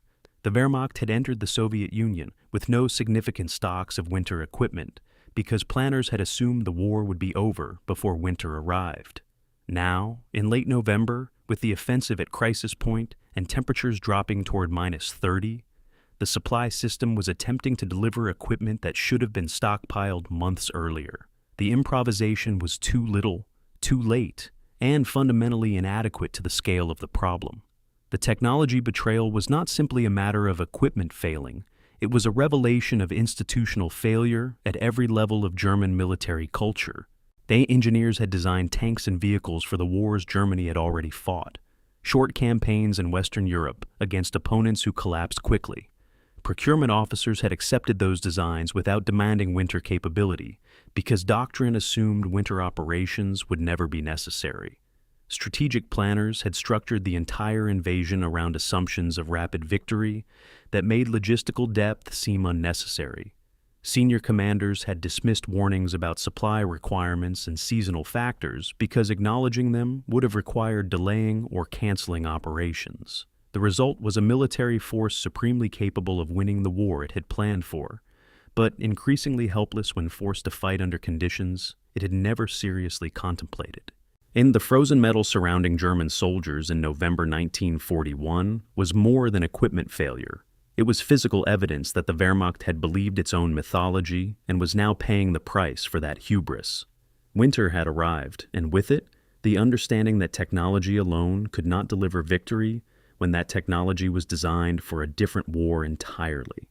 October 4th, 1941. Stavka headquarters in Moscow. An intelligence officer presented a decoded telegram from Tokyo sent by Richard Sorge, a Soviet spy operating within the German embassy in Japan. The message was brief but carried strategic implications that would reshape the entire defense of Moscow. Japan had definitively decided to strike southward into the Pacific rather than northward against the Soviet Far East. The reliability of Sorge's intelligence was well established. His previous warnings had proven accurate repeatedly, and this assessment meant that the substantial Soviet forces stationed in Siberia and Mongolia to deter Japanese aggression were no longer needed on the eastern frontier. Stalin and the Stavka members present understood immediately what this meant. 15 full-strength divisions, over 250,000 experienced troops, 1,700 tanks, 1,500 aircraft, all equipped for winter warfare, all trained and ready, could be transferred westward to defend Moscow. The largest strategic redeployment in Soviet history began that day, a movement of forces that would fundamentally alter the balance of power before Moscow, while German intelligence remained almost completely unaware it was happening. The scale of the Soviet redeployment defied what German planners had believed possible. Between early October and late December 1941, 18 rifle divisions, multiple tank brigades, and supporting artillery and air units moved from the far eastern and Trans-Baikal military districts to the Moscow region. The distances involved were staggering. Vladivostok to Moscow measured over 4,000 miles, requiring trains to traverse the entire length of the Trans-Siberian Railway. Soviet rail capacity, which German intelligence had dismissed as primitive and inadequate, proved capable of moving over 250 trains daily toward the Western Front. Trains departed Far Eastern stations every 36 minutes during peak periods, carrying not just soldiers, but their complete equipment: tanks, artillery, trucks, ammunition, supplies. The redeployment was organized with efficiency that suggested extensive advanced planning. Units were staged near rail loading points, movement schedules coordinated to prevent bottlenecks, priority given to forces that could reach Moscow before German offensive operations culminated. The Soviet Union was demonstrating logistical capabilities that German assessments had not credited. October 18th marked the beginning of the most visible demonstration of this reserve buildup. The Trans-Siberian Railway carrying division after division westward, while German forces struggled through the October mud. The Siberian troops being redeployed represented the best equipped and most experienced formations in the Red Army. Many had seen combat against Japanese forces in the 1939 Khalkhin-Gol conflict, where they had demonstrated combined arms competence and aggressive tactics. They were equipped with winter uniforms from the start, accustomed to operating in extreme cold, trained in tactics appropriate for Russian winter conditions. Their tanks included newer models like the T-34 and KV-1, available in the Far East, because those regions had received priority for modern equipment to deter Japan. Their artillery was complete and properly supplied with ammunition. These were not the partially trained, inadequately equipped divisions that German forces had been encountering since June. These were formations that could fight the Wehrmacht on roughly equal terms, and do so in winter conditions where Soviet forces held decisive advantages. November the 7th brought a carefully orchestrated display designed to boost Soviet morale and send a message to both Germany and the Soviet population. Red Square in Moscow hosted the traditional parade marking the anniversary of the Bolshevik Revolution, an event that Stalin insisted would proceed despite German forces approaching the city. Fresh Siberian divisions marched through Red Square in full winter gear, their columns apparently endless, their equipment new, their bearing confident. After passing the reviewing stand, the troops did not return to barracks, but continued marching directly to rail stations and frontline positions. The parade was genuine military movement disguised as ceremony, a message that Moscow would be defended and that reserves were available in depth. German reconnaissance aircraft photographed the parade. Thus, and intelligence officers analyzed the images with growing concern, but the full implications were not understood. German assessments continued to estimate Soviet reserves at far lower levels than reality, unable to believe that the Soviet Union could generate fresh armies after sustaining millions of casualties in the war's first months. Soviet rail operations demonstrated organizational competence that challenged every German assumption about Red Army capabilities. The rail gauge difference between European and Soviet rail systems, which had paralyzed German logistics, actually aided Soviet redeployment because Soviet trains could operate all the way to frontline positions without requiring transloading. Soviet rolling stock, though less sophisticated than German equipment, was designed for Russian conditions. Simple, robust, maintainable with basic tools and facilities. Soviet rail troops rapidly repaired track damaged by German air attacks or partisan operations, often restoring service within hours of disruption. Rail movement was protected by anti-aircraft batteries, camouflaged where possible, and scheduled to minimize vulnerability to Luftwaffe interdiction. The efficiency stood in stark contrast to German logistics, which struggled to move supplies forward across captured rail networks that had to be converted to European gauge before use. The Soviet Union was winning the logistics war that Blitzkrieg doctrine had assumed irrelevant. November 12th brought German reconnaissance reports of troops in winter camouflage engaging forward elements south of Tula, the first confirmed contact with Siberian divisions in the Moscow sector. Yet German intelligence initially dismissed the reports as exaggeration or misidentification, unable to accept that Soviet reserves could include fully equipped divisions appearing in sectors where collapse had seemed imminent. Prisoner interrogations over the following days confirmed the worst. These were fresh troops from the Far East, not depleted units scraped together from remnants. The interrogated soldiers reported high morale, adequate food and ammunition, confidence in their equipment and training.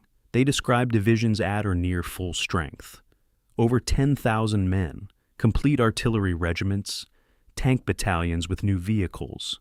Most disturbing from the German perspective, these prisoners showed no signs of demoralization, despite the catastrophic defeats Soviet forces had suffered elsewhere. They spoke of defending Moscow, then not retreating from it, suggesting a psychological resilience that German doctrine had not anticipated surviving 4 months of devastating defeats. Soviet production capacity, which German intelligence had grievously underestimated, was beginning to show effects that would only increase as winter progressed. In November 1941 alone, Soviet factories produced over 1,500 tanks, despite having evacuated much heavy industry eastward ahead of German advances. Production of artillery, ammunition, and small arms continued at levels that allowed not just replacement of losses, but actual expansion of forces. The industrial evacuation itself was an achievement of staggering scope. 1,500 factories dismantled and moved east, often while German forces approached. Then reassembled in the Urals and Siberia and restored to production within weeks or months.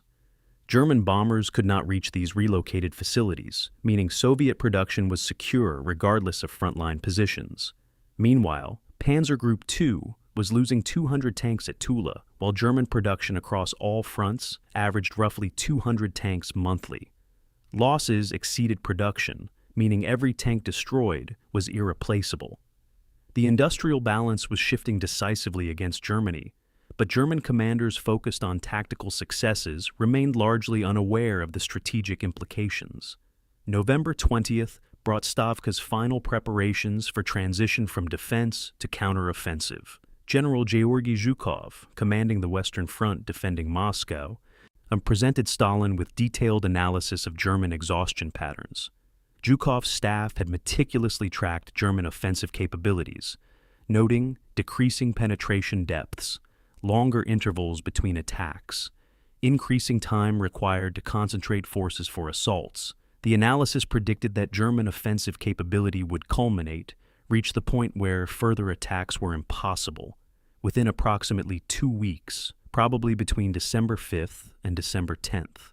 Zhukov proposed allowing German forces to exhaust themselves in final attacks, then launching counteroffensives at multiple points along the front, using the fresh Siberian divisions and other reserves that had been carefully husbanded. The plan was approved.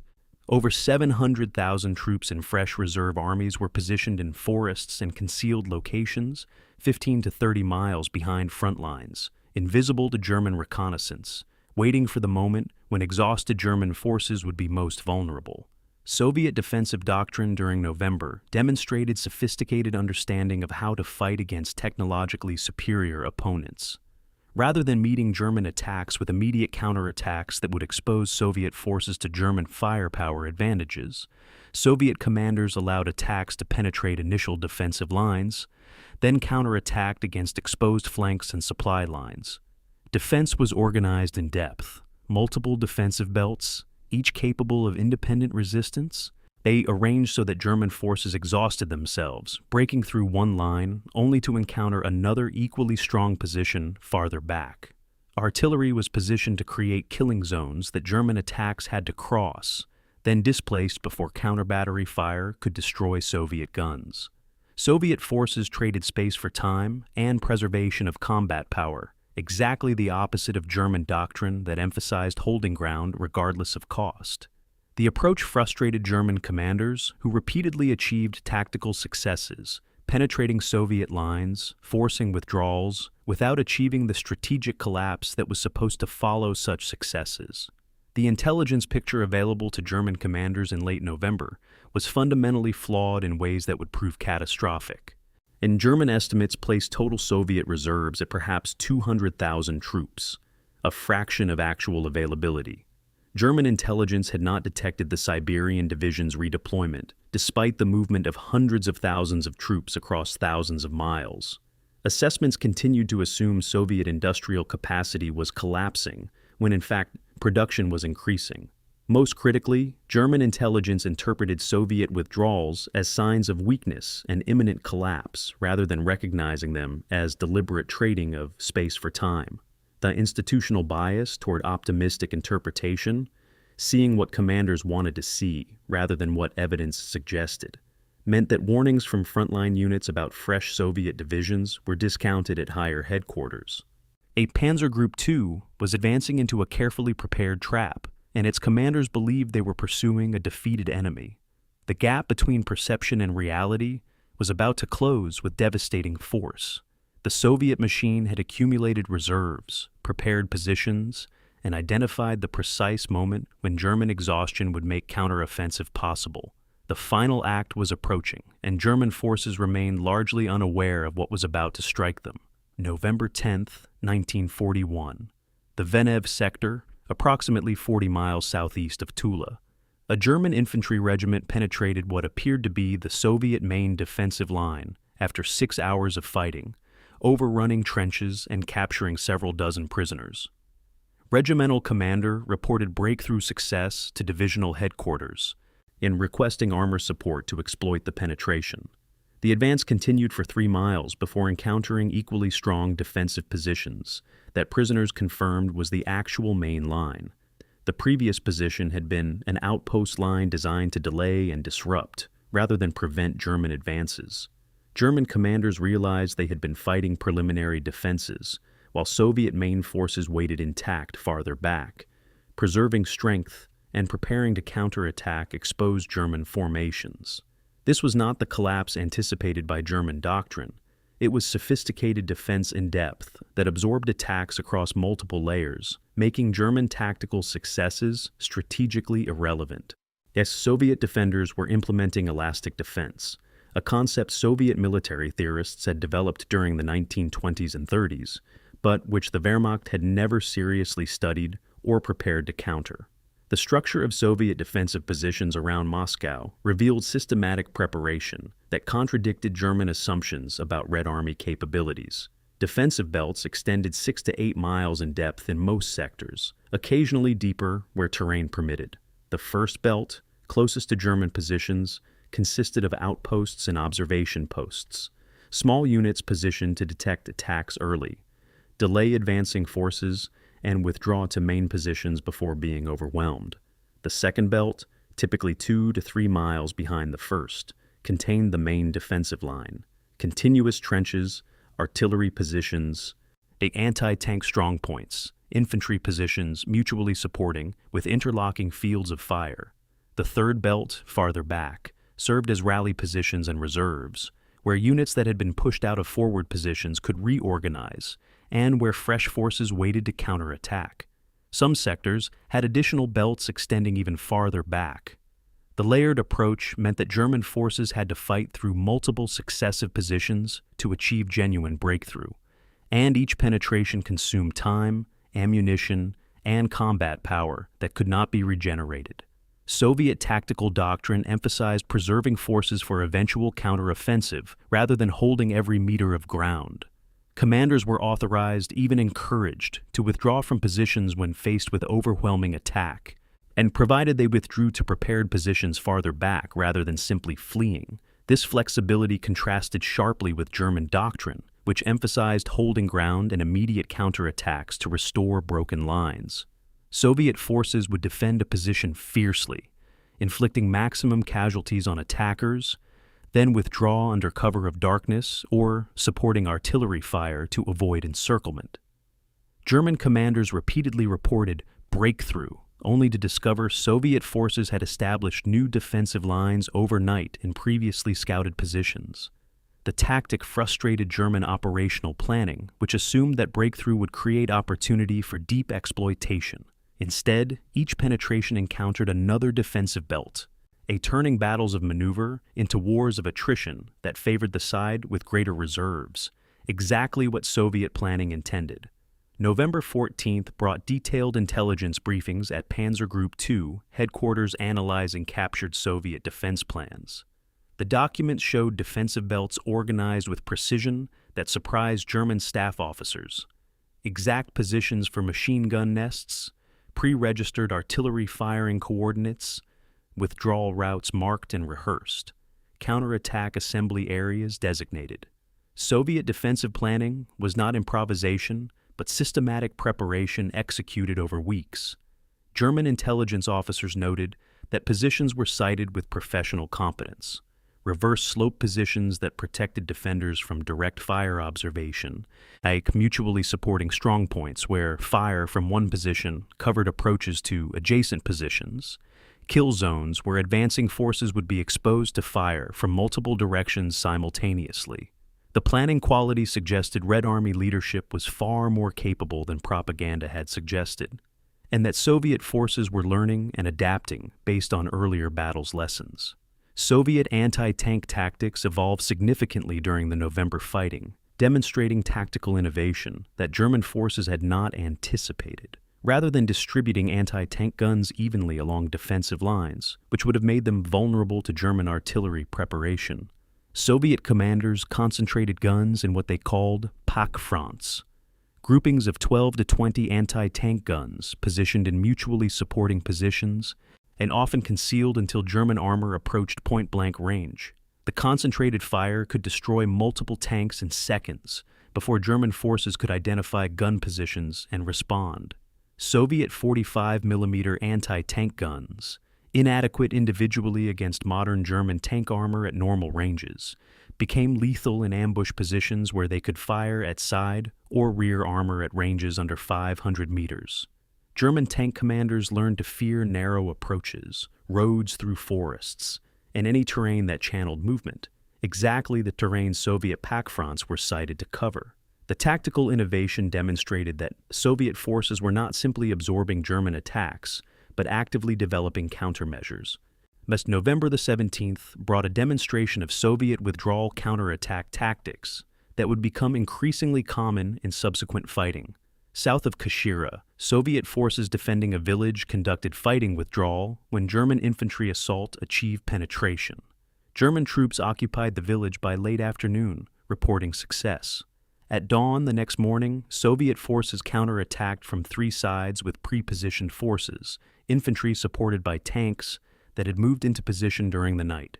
The counterattack drove German forces out of the village with heavy casualties, and Soviet troops reoccupied their original positions before German artillery could be directed onto them. The pattern repeated across multiple sectors: Soviet withdrawal, German occupation claiming victory, and the Soviet counterattack reclaiming lost ground. German commanders realized they were winning tactical battles but not achieving strategic progress. Each meter of ground cost casualties, and many occupied positions were subsequently lost to counterattacks. The cumulative effect was attrition that Germany could not sustain, while Soviet reserves continued arriving. Communications infrastructure gave Soviet defenders significant advantages that German forces struggled to counter.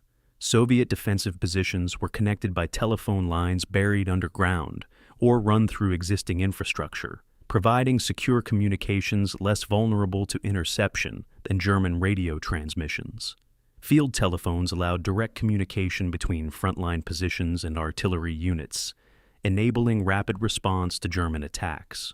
And Soviet commanders could coordinate defensive efforts across multiple kilometers of front, concentrating reserves where German attacks threatened breakthrough, withdrawing forces from quiet sectors to reinforce threatened areas. German forces, relying heavily on radio communications, faced interference from weather and terrain, plus the vulnerability that Soviet forces could intercept and sometimes decrypt German tactical communications. The communications advantage meant Soviet forces operated with better coordination than German intelligence assessments suggested was possible for the Red Army. November 21st brought another iteration of the pattern that was becoming depressingly familiar to German commanders. In detailed analysis at Guderian's headquarters revealed that Panzer Group 2 had achieved 7 separate breakthroughs of Soviet defensive lines since early November, penetrations that, by doctrinal standards, should have created operational opportunities. Yet Moscow was no closer. Soviet resistance showed no signs of collapse, and each breakthrough was followed by renewed defensive positions farther back. Staff officers studying operations maps could trace advance lines that showed forward progress, 10 miles here, 15 miles there. But the cumulative effect was strategic stalemate. German forces were advancing into expanding salients with lengthening supply lines and increasingly exposed flanks, while Soviet forces continued defending from positions that were prepared and supplied via rail networks German forces could not interdict. The uncomfortable conclusion was that Soviet defensive doctrine was superior to German offensive doctrine under current conditions, an admission that challenged fundamental Wehrmacht assumptions about tactical superiority. Resource calculations underlying Soviet defensive operations demonstrated sophisticated understanding of war economics. Soviet commanders were willing to trade 100 miles of territory to preserve 50,000 troops for eventual counteroffensive, a calculation that valued combat power over geographical positions. Territory could be recaptured, destroyed divisions could not be easily reconstituted. German doctrine emphasized seizing and holding ground, making each defensive position a point of commitment where forces would be destroyed rather than preserved through withdrawal. The doctrinal difference meant that German tactical victories often came at costs that exceeded their value, significant casualties and equipment losses to capture positions that Soviet forces had already decided were expendable. Soviet forces preserved strength through elastic defense, while German forces exhausted themselves, achieving operationally meaningless territorial gains. The cumulative effect over weeks of fighting was that Soviet combat power remained relatively stable while German capabilities declined with each engagement. November 24th brought reconnaissance reports that Soviet defensive positions showed evidence of recent reinforcement rather than weakening. Fresh trenches appeared overnight in some sectors. Artillery positions proliferated. Defensive obstacles, minefields, anti-tank ditches, wire obstacles multiplied rather than diminished despite German advances. Prisoner interrogations revealed that units being engaged included freshly arrived formations from reserve armies, contradicting intelligence assessments that Soviet reserves were nearly exhausted. The evidence suggested that Soviet defensive strength was actually increasing, while German offensive capability declined, exactly the inverse of what operational planning had assumed. German commanders faced an unpleasant reality. They were fighting an enemy who was learning and improving, who had reserves when German intelligence said none existed, who defended with doctrine that negated German tactical advantages. Elastic defense was not just surviving German attacks, it was defeating them by making operational success impossible, even when tactical success was achieved. The Soviet defenders were demonstrating that sometimes the best defense is a defense flexible enough to absorb enemy strength while preserving one's own. The Red Army was not collapsing, it was preparing to strike back. German forces advancing through elastic defenses were walking into a trap they could not see but would soon feel closing around them. November 18th, 1941. Guderian's field headquarters near Orel. Senior staff officers gathered around operations maps, showing Tula's defensive positions and the stalled German assault. The direct approach had failed. 3 weeks of costly fighting had not captured the city, and continuing frontal attacks promised only additional casualties without breakthrough. Guderian proposed an alternative, a sweeping envelopment arc extending 150 miles east and north of Tula, bypassing the city entirely and approaching Moscow from the southeast. The concept was audacious, perhaps desperate, stretching already thin forces across enormous frontage, creating exposed flanks vulnerable to Soviet counterattack, advancing through territory where supply lines would become impossibly extended.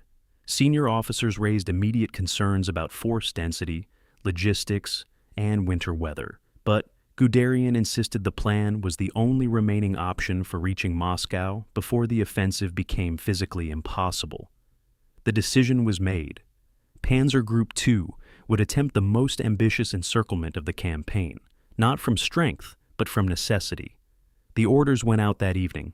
The desperate envelopment would begin within days, carrying German forces toward their maximum penetration and ultimate catastrophe. The geographical scope of the proposed envelopment revealed how far German operational planning had departed from realistic assessment of capabilities. The arc would extend from current positions south of Tula, swing east through Stalinogorsk and Mikhailov, then turn north through Venev and Kashira before approaching Moscow from the southeast. Total distance for forces executing the full envelopment exceeded 150 miles through territory where roads were primitive at best. Soviet defensive positions were multiplying, and supply lines would stretch to breaking point. Force density calculations were sobering. Panzer Group 2 would be spread across a frontage exceeding 200 miles, and creating an average density of roughly 150 soldiers per mile of front. By comparison, military doctrine suggested minimum densities of over 1,000 soldiers per mile for offensive operations against prepared defenses. The envelopment would create a thin shell of German forces surrounding nothing, an advance that was more gesture than genuine military operation. But acknowledging this would have required halting the offensive, and institutional momentum made such honesty impossible.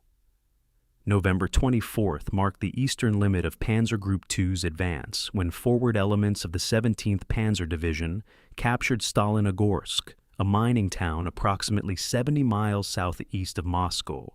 Reconnaissance units pushed beyond the town, and reaching points where officers could see the capital's outskirts through field glasses on clear days, tantalizing proximity that emphasized how far they remained from actual occupation. Stalinogorsk represented the easternmost point German forces would reach during the entire war on the Moscow axis. The capture was reported to Berlin as evidence of continued progress, but the tactical situation told a different story. The division holding Stalinogorsk was isolated, connected to other German forces by a single poor road, across which supplies moved at glacial pace when they moved at all. Soviet forces surrounded the salient on three sides, capable of interdicting supply routes at will. Holding Stalinogorsk required resources the division did not have. Advancing from it was impossible, and withdrawing would mean abandoning the closest approach to Moscow. The position was simultaneously a high watermark and a trap. November 27th brought the inevitable Soviet response to German overextension. Near Venev, approximately 40 miles northeast of Tula, Soviet forces struck the exposed flank of the 25th Motorized Division with coordinated assault that demonstrated both tactical competence and operational intelligence. The attack came from multiple directions simultaneously, suggesting Soviet commanders had identified the weak point in German positions and concentrated forces specifically to exploit it. German defenders found themselves nearly encircled, cut off from supporting units, their supply routes severed. Only emergency commitment of reserves and desperate fighting prevented complete destruction. But the 25th Motorized Division suffered over 2,000 casualties in 36 hours and lost its offensive capability entirely. The pattern would repeat across the envelopment arc, German advances creating salients, Soviet counterattacks hitting exposed flanks, German forces narrowly avoiding encirclement, but losing combat power with each engagement. The envelopment was being enveloped. November 29th brought temperature readings that crossed another critical threshold, minus 35 degrees Celsius. At this temperature, mechanical systems that had functioned marginally at minus 20 ceased functioning entirely. The 18th Panzer Division, advancing north of Kashira, reported that 50% of its vehicles were immobilized by cold rather than combat damage or mechanical failure. Engines would not start despite hours of preparation. Tracks froze to ground overnight and could not be broken free without damaging components. Weapons froze solid.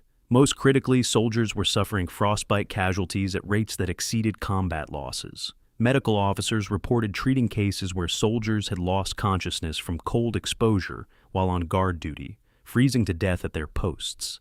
The offensive was being stopped not by enemy action, but by simple thermodynamics, human bodies and mechanical systems, reaching the limits of what they could endure. German forces were discovering that, beyond a certain point, willpower and tactical skill became irrelevant against physical reality. Supply mathematics made the envelopment's unsustainability undeniable to anyone willing to examine logistics data. Each mile of advance added 2 miles to round-trip supply runs, 1 mile out to deliver, 1 mile back to depot for reload. By late November, forward units were operating 40 to 60 miles from nearest supply dumps, meaning supply trucks traveled 80 to 120 miles round-trip to deliver loads. Fuel consumption by supply vehicles exceeded the fuel they delivered in some cases, creating negative efficiency where logistics consumed more resources than they provided to combat units. Ammunition stocks at forward positions dwindled because artillery shells were heavy and trucks could carry limited loads over long distances on poor roads. Food supplies were reduced to emergency rations supplemented by whatever could be scavenged locally, a calculation that assumed local populations had food to be requisitioned, and often an incorrect assumption in regions already picked over by earlier operations. Medical supplies became critically short, forcing field hospitals to make triage decisions that would have been unnecessary with adequate supply. The envelopment was advancing into logistical collapse. December 2nd brought a communications breakdown that revealed how tenuous German control over advancing forces had become. For 8 hours, Guderian's headquarters lost all contact with northern elements of the envelopment. Radio communications failed due to atmospheric conditions and extreme cold affecting equipment. Telephone lines were cut by Soviet raids or partisan activity, and courier routes were interdicted. During those 8 hours, divisional commanders made independent decisions based on local situations rather than coordinated operational plan, creating divergent movements that disrupted what little coordination remained. When communications were finally restored, staff officers discovered that units had moved to positions different from where planning assumed they would be, that attacks had been launched or canceled based on local judgment, that the operational picture bore little resemblance to what maps at headquarters showed. Modern warfare depended on communications, allowing commanders to coordinate dispersed forces, but those communications were failing under conditions of extreme cold and extended distances. The offensive was fragmenting into isolated battles fought by divisions acting independently.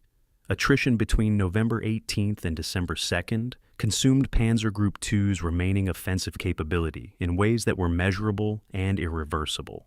Its tank strength declined from approximately 400 operational vehicles to roughly 250. Over 120 tanks lost in 2 weeks. Of these losses, fewer than 30 were destroyed in combat. The rest were mechanical casualties and cold weather breakdowns that could not be repaired in field conditions. Personnel casualties exceeded 8,000 killed, wounded, and missing during the same period. Losses that could not be replaced because the Wehrmacht had no significant reserves in theater. Artillery strength declined as pieces were abandoned when prime movers broke down or were destroyed in Soviet counterattacks. The infantry divisions supporting the Panzer spearheads reported combat effectiveness below 50% of authorized strength. Most sobering, in the territorial gains achieved, approximately 80 miles of additional penetration, had captured no significant objectives, encircled no Soviet forces, and brought Moscow no meaningfully closer to capture. The offensive had consumed its remaining strength to achieve operationally worthless advances. The distance paradox confronting Panzer Group 2 in early December was psychologically devastating in ways that numbers alone could not capture. Forward reconnaissance elements were within 70 miles of Moscow's city center, closer than German forces had ever been or would ever get. Officers with field glasses could see distant buildings on clear days, could plot routes to Red Square on maps, could imagine the triumphal entry that propaganda had promised. Yet those same forces were 40 or more miles from the nearest friendly units, functionally isolated, unable to receive support or reinforcements, vulnerable to being cut off entirely by Soviet counterattacks. They were simultaneously within striking distance and hopelessly beyond reach, close enough to see the objective, but far enough to make its capture impossible. The psychological impact of visible proximity combined with practical impossibility eroded morale in ways that previous setbacks had not. Soldiers could endure hardship and danger when advancing toward achievable goals, but continuing to fight when the goal was visible yet unattainable created a different kind of despair. December 2nd, as Guderian reviewed situation reports from across Panzer Group 2's extended front, the operational picture was undeniable. The envelopment had failed. German forces held exposed salients pointing vaguely toward Moscow, but lacked the strength to advance further, the supplies to sustain extended positions, or the reserves to defend against Soviet counterattacks that were clearly building. The force attempting to encircle Moscow was itself vulnerable to encirclement, spread so thinly that any concentrated Soviet attack would achieve local superiority. Temperature forecasts predicted further drops toward minus 40 degrees within days, conditions that would make even defensive operations nearly impossible with available equipment and clothing. Most critically, Soviet resistance was stiffening rather than breaking. Fresh divisions continued appearing, defensive positions multiplied, and counterattacks increased in frequency and effectiveness. The desperate envelopment had achieved desperate results. German forces were farther from Moscow strategically than they had been in early November, despite being closer geographically. The offensive had reached and passed its culminating point, the moment where continued attacks consumed more strength than they could possibly gain. What came next would not be victory, but survival. The envelopment had failed. The reckoning was approaching. The Soviet counteroffensive was days away from shattering what remained of Panzer Group 2's offensive dreams. November 28, 1941. A radio message reached Guderian's headquarters from General Rudolf Feil, commanding the 2nd Panzer Division, positioned in the extended salient east of Tula. And the communications content was extraordinary by Wehrmacht standards. Feil formally requested permission to halt offensive operations. stating that further attacks were impossible without rest, refitting, and winter equipment. The message was not emotional or insubordinate in tone. Weil presented a methodical analysis of his division's condition, quantifying losses, documenting equipment failures, specifying supply shortfalls. But the substance represented unprecedented dissent. A divisional commander formally telling his superior that orders could not be executed. Guderian staff officers exchanged uncomfortable glances as the message was decoded and logged. Similar reports had been arriving from other divisions with increasing frequency, they each stating in various forms that the offensive had exceeded what remaining strength could achieve. The Wehrmacht's culture of obedience, where orders were acknowledged and executed regardless of difficulty, was encountering conditions where execution was physically impossible. A command crisis was emerging, not from cowardice or defeatism, but from the collision of military reality with political imperatives that could not acknowledge limits. December 1st brought a conference of divisional commanders that Guderian convened to assess Panzer Group II's actual capabilities. 3 of 5 Panzer Division commanders, leading the 3rd, 4th, and 17th Panzer Divisions, formally requested permission to halt offensive operations and establish defensive positions for winter. Their presentations included detailed data, tank readiness percentages in the low 30s, personnel strength at 50 to 60% of authorized levels, fuel stocks sufficient for perhaps 2 days of combat operations, ammunition below minimum operational reserves. The 4th Panzer Division commander presented photographs showing tanks abandoned in place because crews lacked fuel to move them and strength to recover them. The 17th Panzer Division reported frostbite casualties, exceeding combat casualties by 3 to 1. Each commander emphasized willingness to continue defending current positions, but argued that offensive operations would destroy remaining combat power without achieving objectives. Guderian listened without interruption. He then explained what his commanders already knew. Higher headquarters demanded continued offensive, Berlin expected Moscow's capture, and halting would be interpreted as failure of will rather than acknowledgement of reality. The meeting ended without resolution. Commanders returned to their divisions, knowing they would receive orders to attack that they believed could not succeed. December 3rd brought the confrontation that had been building for weeks. Guderian's heated telephone conversation with Field Marshal von Bock, commanding Army Group Center.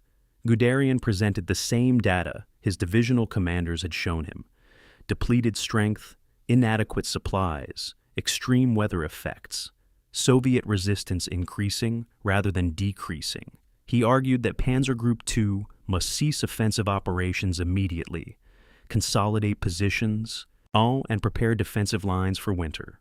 Von Bock acknowledged the difficulties but insisted that Hitler personally demanded Moscow be taken before year's end, and that Army Group had no authority to countermand those demands.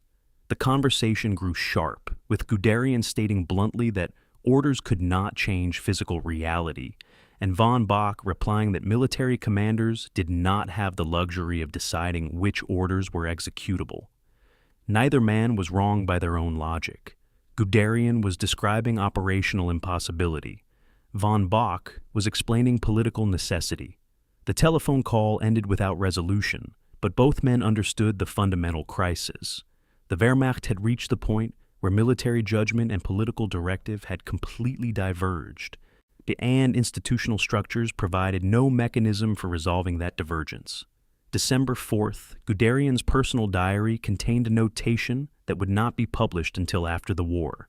He was ordering attacks he knew could not succeed, caught between military reality and political imperatives with no way to reconcile them. The entry revealed the psychological burden of command at the point where professional competence conflicted with institutional obedience. Guderian had spent his career advocating for mobile warfare doctrine, had achieved spectacular victories implementing that doctrine, and now faced the reality that the doctrine had limits his theories had not acknowledged. His divisional commanders were telling him the offensive must stop. His superiors were telling him the offensive must continue. And his own professional judgment told him both were correct in their own contexts. The diary entry was rare evidence of self-doubt from a commander known for confidence, a private acknowledgement that the situation had become unsolvable through tactical or operational skill. The command crisis was not just institutional, it was personal, forcing commanders at every level to choose between honest assessment and institutional loyalty. The gap between high command perception and frontline reality had grown so large by early December that it constituted institutional delusion. OKH, Oberkommando des Heeres, the Army High Command. Planning maps showed Moscow nearly encircled, with German forces positioned for final assault that would force surrender. These maps were based on reports moving up chain of command that emphasized positions occupied while minimizing combat effectiveness at those positions. Frontline maps showed the same positions, but revealed what higher headquarters maps did not: salients with exposed flanks, units at fractions of authorized strength, gaps in the line where no forces existed to defend. A German position on the map might represent a single understrength battalion holding 10 miles of front, but headquarters interpretation assumed full-strength regiment in prepared positions. The systematic optimism at each command level, subordinates emphasizing capabilities to avoid appearing defeatist, superiors interpreting ambiguous data optimistically, created an information environment where truth was progressively filtered out as reports moved upward. By the time information reached Hitler's headquarters, it bore little relationship to conditions that frontline soldiers experienced. Casualty reporting became a source of institutional conflict that revealed deeper problems with Wehrmacht culture. Guderian's monthly reports to Army Group Center documented 23,000 casualties for November across Panzer Group 2. However, when staff officers compiled divisional reports and added categories that higher headquarters excluded, frostbite cases requiring evacuation, soldiers missing and presumed captured or dead, personnel transferred to hospital with cold-related illnesses, the actual total exceeded 31,000. The 8,000-person discrepancy was not deliberate falsification, but different definitions of what constituted a casualty. And the higher headquarters counted only killed, wounded in combat, and officially listed as missing. Divisional reports included all personnel no longer available for duty, regardless of cause. Neither set of numbers was technically wrong, but the systematic undercounting meant that OKH's assessment of Panzer Group 2's strength was inflated by thousands of soldiers who no longer existed in any operational sense. Senior commanders were making decisions based on data that was accurate in detail but misleading in aggregate, a problem that institutional culture prevented anyone from directly challenging. December 5th, late evening, Guderian drafted a message to OKH that used terminology carefully chosen to convey reality without appearing insubordinate. Yazzie reported that Panzer Group 2 had reached the culminating point of the offensive, military jargon meaning the force had exhausted its offensive capability, and further attacks would consume more strength than they could gain. The phrasing was technical rather than emotional, descriptive rather than argumentative, but the substance was an admission of operational defeat. Continuing the offensive was possible in the narrow sense that orders could still be issued, and some units would still attack, but success was no longer achievable. The message represented Guderian's attempt to preserve his command while honestly reporting conditions, but it faced the problem that honest reporting had become institutionally unwelcome. Higher headquarters wanted to hear about difficulties being overcome, not about difficulties being insurmountable. The message was received and acknowledged, but produced no change in operational directives, evidence that by early December, the command structure had lost the capacity to adapt to information that contradicted existing plans. The political dimension of the command crisis stemmed directly from Hitler's public commitments regarding Moscow. On November 30th, Hitler had given a speech to Nazi Party leaders promising that Moscow would fall within days and that the campaign would conclude victoriously before year's end. The speech was broadcast and reported in German media, creating public expectations that military commanders were now expected to fulfill, regardless of operational realities.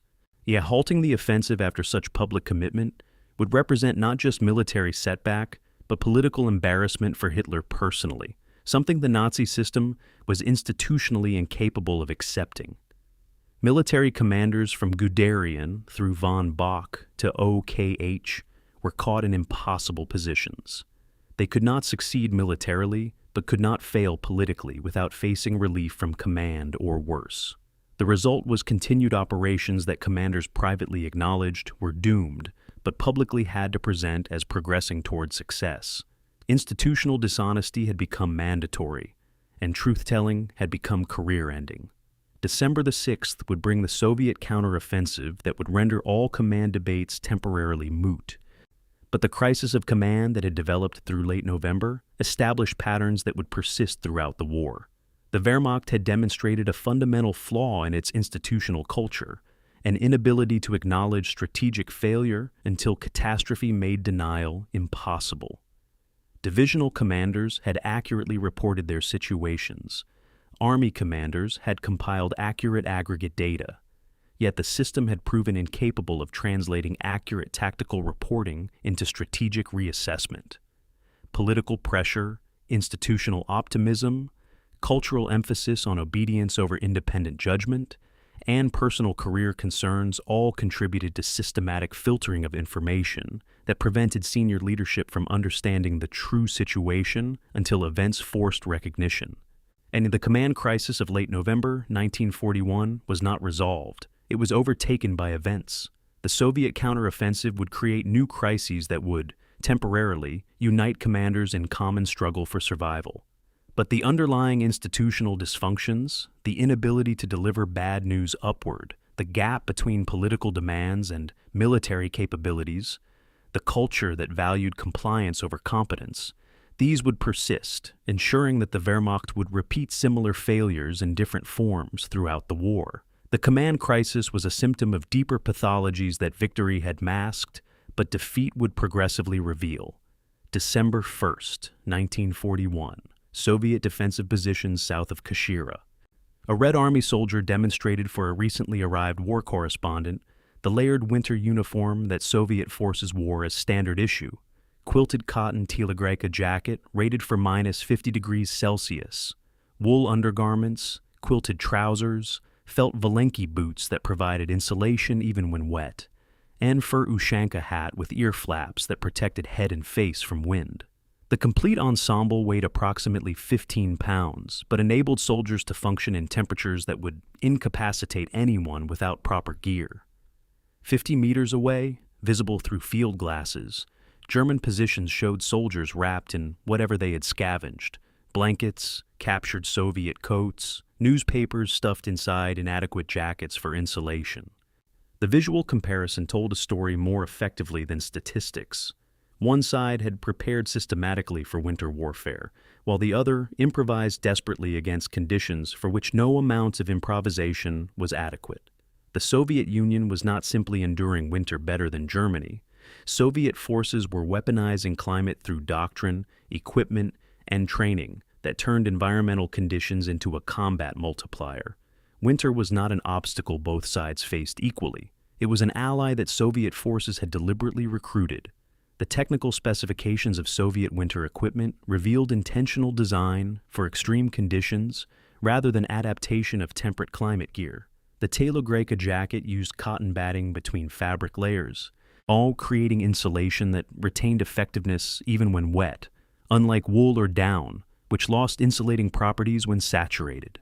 The Valenki felt boots were traditionally Russian footwear that Soviet military procurement had adopted specifically because they provided superior cold weather performance compared to leather boots. Felt's natural moisture-wicking properties kept feet dry, and the boots' loose fit allowed for thick wool socks without constricting circulation, critical for preventing frostbite. The Ushanka's design, with fur flaps that could be tied over ears and chin, protected the extremities most vulnerable to frostbite while allowing hearing and vision necessary for combat. Soviet winter uniforms were not improvised responses to unexpected conditions, but production items manufactured in hundreds of thousands based on decades of experience with Russian winters. German forces, by contrast, were wearing uniforms designed for Central European autumn, supplemented with whatever additional layers could be found, fundamentally inadequate for temperatures regularly dropping below -30 degrees. December the 3rd brought a nighttime demonstration of Soviet winter tactical doctrine that German forces were increasingly encountering. Soviet ski troops, soldiers equipped with skis and trained in winter mobility, infiltrated German lines under cover of darkness and blizzard conditions. The ski troops moved silently across snow-covered terrain, bypassing German strongpoints, all attacking supply depots and headquarters positions in the rear. German defenders in fixed positions could not pursue across snow, where skis provided decisive mobility advantage. By dawn, the raiders had withdrawn, leaving destroyed supply dumps, killed sentries, and psychological impact that exceeded material damage. Soviet forces were demonstrating that winter was not merely something to be endured, but conditions to be exploited. Mobility when the enemy was immobilized, visibility when the enemy was blind, comfort when the enemy suffered. German doctrine had no answer to tactics that assumed winter as normal operating environment rather than exceptional hardship. The T-34 tank's performance in winter conditions demonstrated that cold weather capability was achievable through intentional engineering choices. All at minus 40 degrees Celsius, a temperature that rendered most German tanks inoperable, the T-34 started reliably using its compressed air starting system, a method that did not depend on batteries whose capacity dropped precipitously in extreme cold. The tank's diesel engine was inherently less affected by cold than gasoline engines, because diesel fuel's lower volatility meant it was less prone to vapor lock and starting difficulties. The T-34's wide tracks, each track nearly 20 inches wide compared to German tanks' 14-inch tracks, distributed weight across larger surface area, reducing ground pressure by nearly 40%. This meant Soviet tanks could cross snow that would bog down German vehicles, could traverse ice that would crack under heavier ground pressure, and could operate cross-country where German tanks were confined to roads. Soviet tankers received cold-weather lubricants formulated to remain fluid to minus 50 degrees, meaning mechanical systems continued functioning in temperatures that froze German equivalents solid.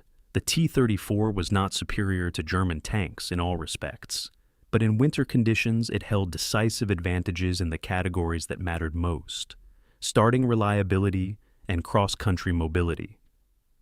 December 5th brought another demonstration of systematic Soviet preparation: hot food delivery to frontline positions. Soviet logistics included mobile field kitchens, horse-drawn or truck-mounted units that could prepare hot meals close to frontline and deliver them to troops in insulated containers that maintained temperature for hours.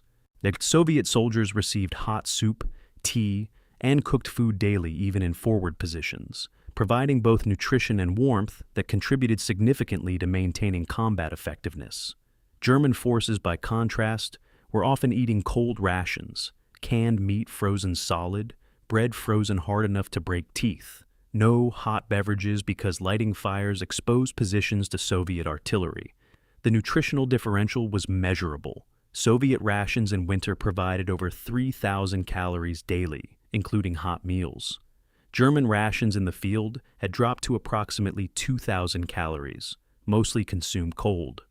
The caloric and thermal difference compounded over days and weeks, with Soviet troops maintaining body weight and strength while German soldiers lost both, reducing physical capability and cold weather resistance.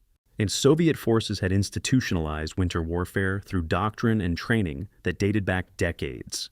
The Red Army published winter offensive operations manuals in 1938, 3 years before Germany invaded.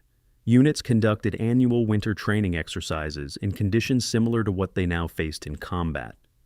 Soviet small unit tactics assumed snow, ice, and extreme cold as normal battlefield conditions rather than exceptional circumstances requiring special procedures. Soviet soldiers learned to construct heated shelters, recognize frostbite symptoms, maintain weapons in extreme cold, and exploit mobility advantages that winter conditions provided.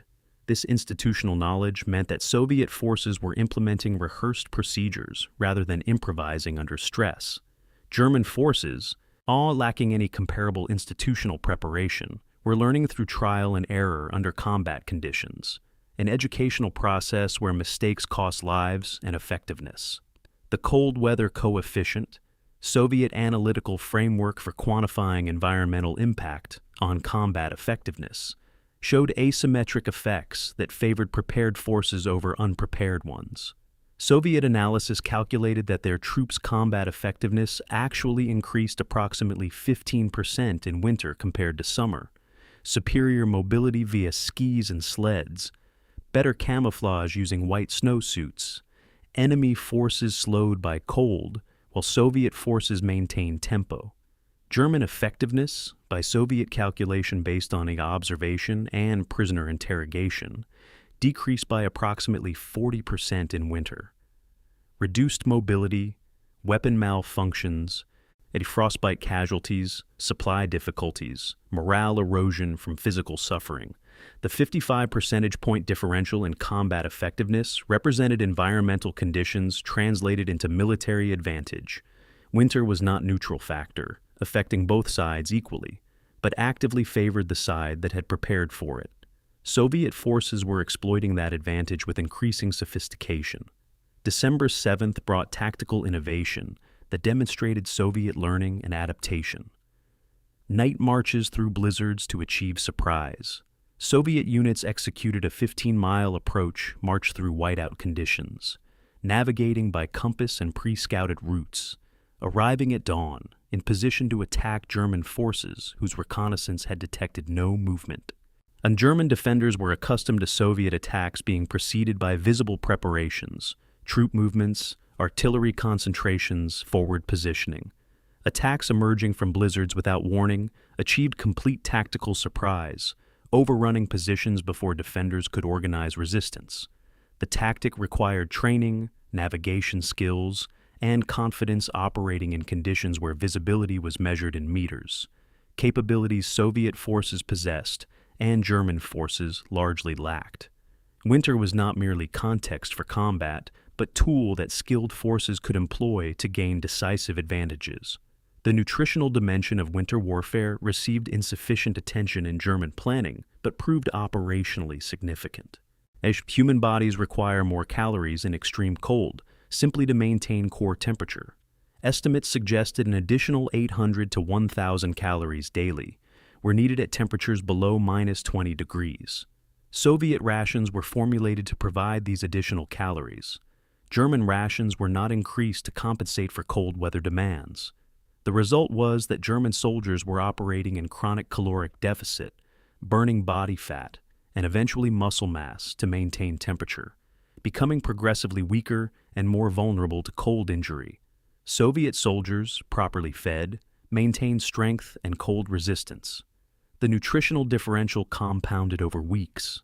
German soldiers in early December were measurably weaker, slower, and less capable than they had been in October, while Soviet soldiers maintained consistent performance.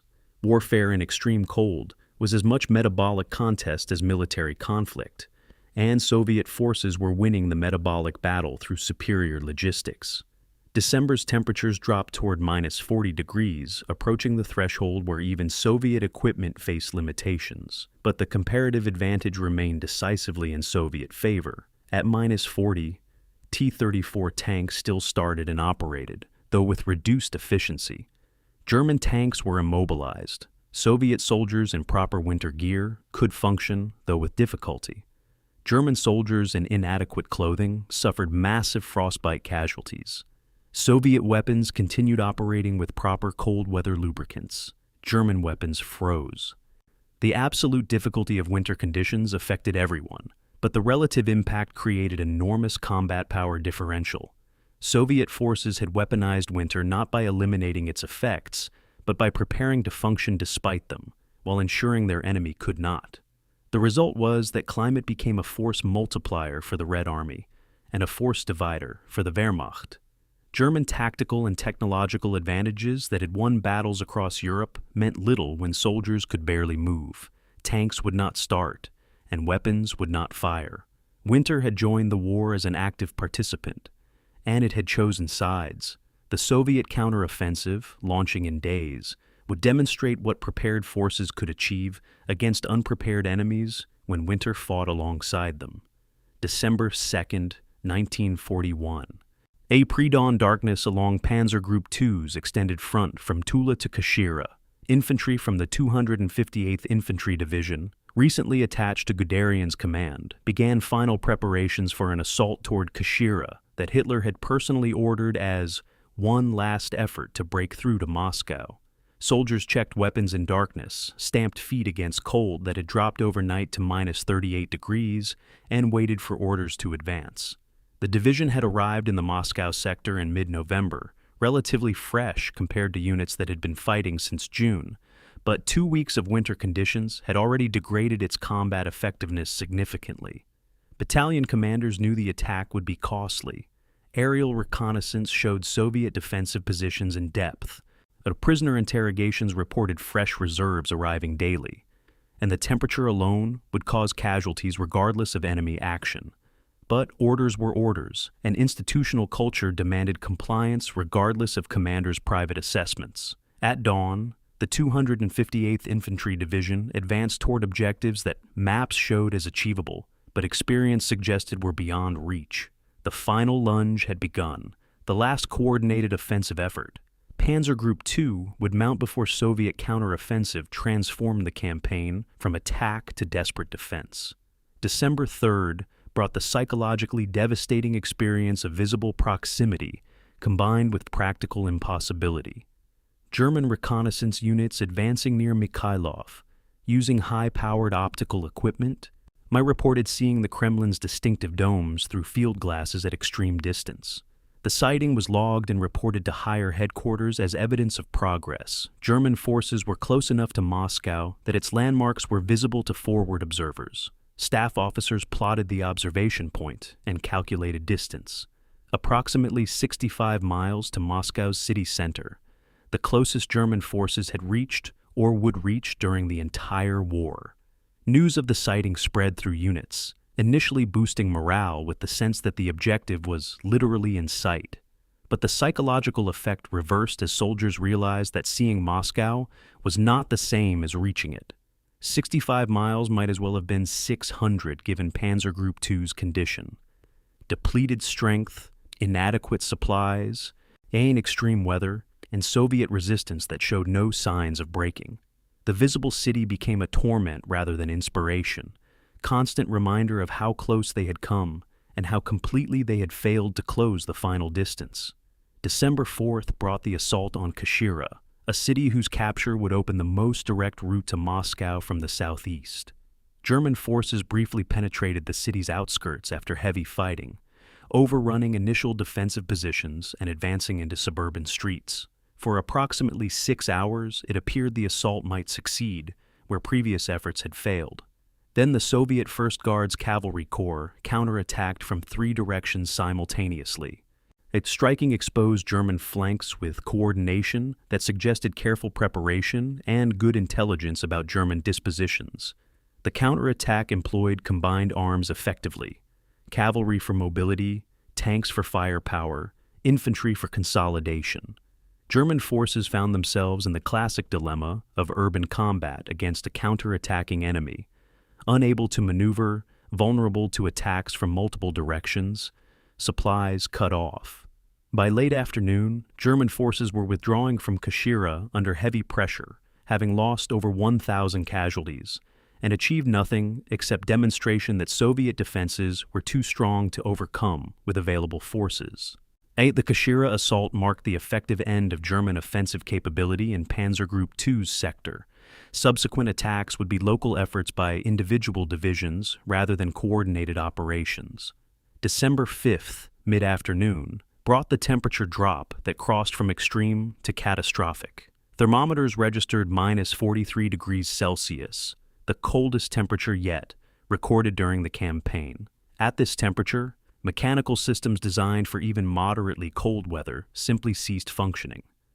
Multiple German units reported 70% or more of their vehicles immobilized, not by damage but by cold, engines frozen solid despite hours of preparation, fuel lines crystallized, hydraulic fluids too viscous to flow, batteries completely dead. Soldiers attempting to service vehicles suffered frostbite in minutes of exposure, forcing mechanics to work in shifts measured in minutes rather than hours. The temperature made offensive operations physically impossible, regardless of tactical or operational considerations. German forces stopped attacking not because orders were given to halt, but because movement became impossible. Staff officers at headquarters watched situation maps where unit positions stopped updating because units could no longer move and communications equipment no longer functioned. The offensive had not been defeated in battle. It had simply frozen in place, victim of environmental conditions that rendered military operations impossible. The final positions occupied by Panzer Group 2 on December 5th formed a bizarre geometric pattern that revealed the offensive's incoherence. Rather than a continuous line or logical defensive position, German forces held exposed salients pointing vaguely toward Moscow, one extending east through Stalinogorsk, another north through Kashira, a third attempting to bypass Tula from the northeast. The salients were surrounded on three sides by Soviet forces, connected to each other by tenuous supply routes vulnerable to interdiction, lacking prepared defensive positions, because the assumption had been continuous advance rather than static defense. Total frontage exceeded 150 miles, held by forces whose effective strength was perhaps 40% of authorized levels. A map analysis showed that German positions formed perfect targets for encirclement, exactly the tactic Soviet forces had suffered repeatedly earlier in the campaign, and exactly what Soviet commanders were now planning to inflict in return. The final positions were not defensible in any conventional sense, but withdrawing from them would mean abandoning the closest approaches to Moscow and admitting failure. German forces were frozen in position both literally, by temperature that prevented movement, and figuratively, by institutional inability to acknowledge that the offensive had failed. The cost of the final push between December 1st and 5th could be measured in losses that were unsustainable, even had the attack succeeded. Approximately 6,000 German casualties occurred during this period, killed, wounded, and missing in action. Tank losses exceeded 80 vehicles, reducing Panzer Group 2's operational armor strength to barely 200 tanks, less than 20% of June's strength. Artillery pieces were abandoned when prime movers broke down or were destroyed, reducing fire support capability. Infantry companies reported strength of 60 to 80 soldiers, half of authorized levels, with many of those remaining combat ineffective due to frostbite or exhaustion.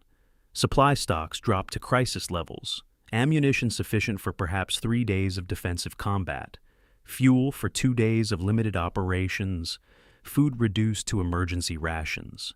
Medical facilities were overwhelmed, treating both combat casualties and frostbite cases, with triage decisions based on who could be saved rather than who had priority under normal procedures.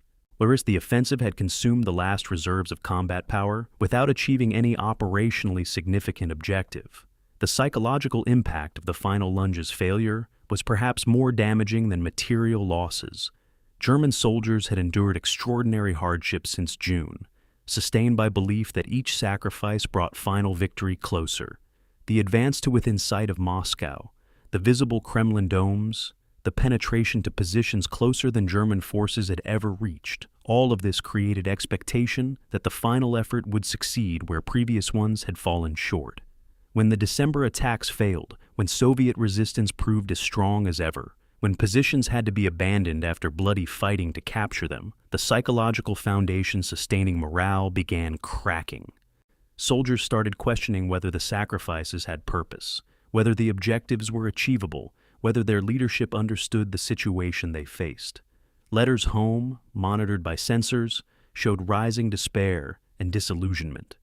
Junior officers reported difficult maintaining discipline and motivation when soldiers openly questioned orders. The final lunge had consumed not just material strength, but psychological reserves that could not be replenished through willpower or exhortation. December 5th, as Guderian's chief of staff plotted final positions on operational maps, the geometric reality was undeniable. Panzer Group 2 had created a salient projecting toward Moscow, but was itself vulnerable to Soviet envelopment from 3 sides. 8 intelligence reports indicated massive Soviet force concentrations on both flanks of the salient, fresh Siberian divisions, rebuilt units from earlier fighting, reserves that Soviet defensive operations had carefully preserved. German positions lacked depth for defense in depth, lacked reserves for counterattacks, lacked supplies for sustained operations. The operational situation resembled classic encirclement conditions, except with roles reversed. German forces were extended, exposed, and vulnerable, while Soviet forces held interior lines with superior strength. Staff officers analyzing the situation understood what higher headquarters seemed unwilling to acknowledge. The question was not whether Soviet counteroffensive would come, but when, and whether German forces could survive it when it did. And the final lunge had placed Panzer Group 2 in the worst possible position, too far forward to defend effectively, too weak to advance further, too extended to withdraw without risk of complete collapse. The visible Moscow phenomenon, multiple accounts of German soldiers seeing the capital's buildings in the distance, created one of the war's bitter ironies.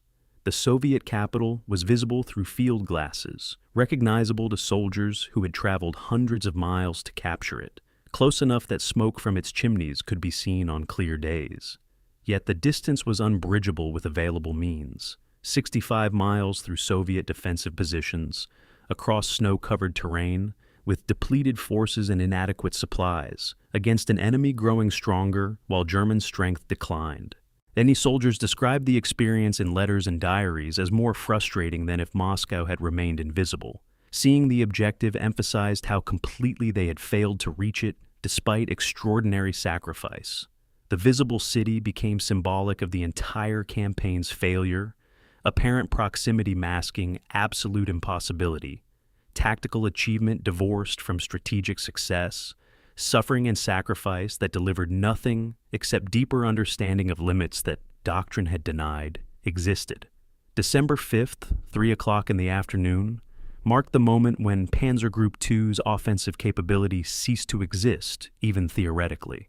Commanders throughout the force reported simultaneously that further offensive operations were impossible, not difficult or costly, but literally impossible with available means. As if vehicles would not move, weapons would not fire reliably. Soldiers could barely function in temperatures that caused frostbite in minutes of exposure, supplies were exhausted, and Soviet resistance was increasing rather than breaking. The offensive stopped not because orders were given, but because physical reality imposed conditions that made attack impossible. In the 65 miles separating German forces from Moscow lay the gap between what Doctrine promised and what reality delivered, between what political leadership demanded and what military forces could achieve, between German assumptions about warfare and the actual nature of the conflict they had entered. The final lunge had carried German forces to their maximum penetration and ultimate failure, and Soviet counteroffensive was hours away from transforming tactical stalemate into operational catastrophe. The frozen wasteland surrounding German positions would soon become a killing ground where the hunter became the hunted. The offensive was over. The disaster was beginning. November 26, 1941. Stavka headquarters in Moscow. General Georgy Zhukov presented Stalin and the State Defense Committee with a 40-page analysis titled Assessment of Enemy Offensive Capability and Recommended Counteraction. The document represented weeks of meticulous intelligence gathering, pattern analysis, and operational planning. Zhukov's staff had tracked every German attack since early November, measuring penetration depths, calculating time intervals between assaults, documenting equipment losses visible in aerial photographs, and analyzing prisoner interrogations for indicators of morale and supply status. The data revealed a clear pattern. German offensive capability was declining measurably with each passing day. Attacks that had advanced 15 miles in early November were achieving 5-mile penetrations by late November. Intervals between major assaults had lengthened from 3 days to 7 days, suggesting difficulty concentrating forces and supplies. Most significantly, Zhukov's analysis predicted with remarkable precision when German forces would reach their culminating point, the moment of maximum exhaustion, when they could no longer attack effectively, but had not yet organized for defense. That moment, Zhukov calculated, would arrive between December 5th and December 7th. The counteroffensive would strike exactly then, all catching German forces at their most vulnerable. The intelligence collection effort supporting Zhukov's analysis demonstrated Soviet reconnaissance capabilities that German forces had consistently underestimated. Partisan units operating behind German lines filed over 1,200 reports during November and early December, documenting vehicle movements, supply column compositions, troop dispositions, and the locations of fuel dumps and ammunition storage. Civilian scouts, farmers, villagers, railway workers who remained in German-occupied territory provided detailed observations of German logistics difficulties, reporting vehicles abandoned for lack of fuel, soldiers scavenging for food and winter clothing, hospitals overwhelmed with frostbite casualties.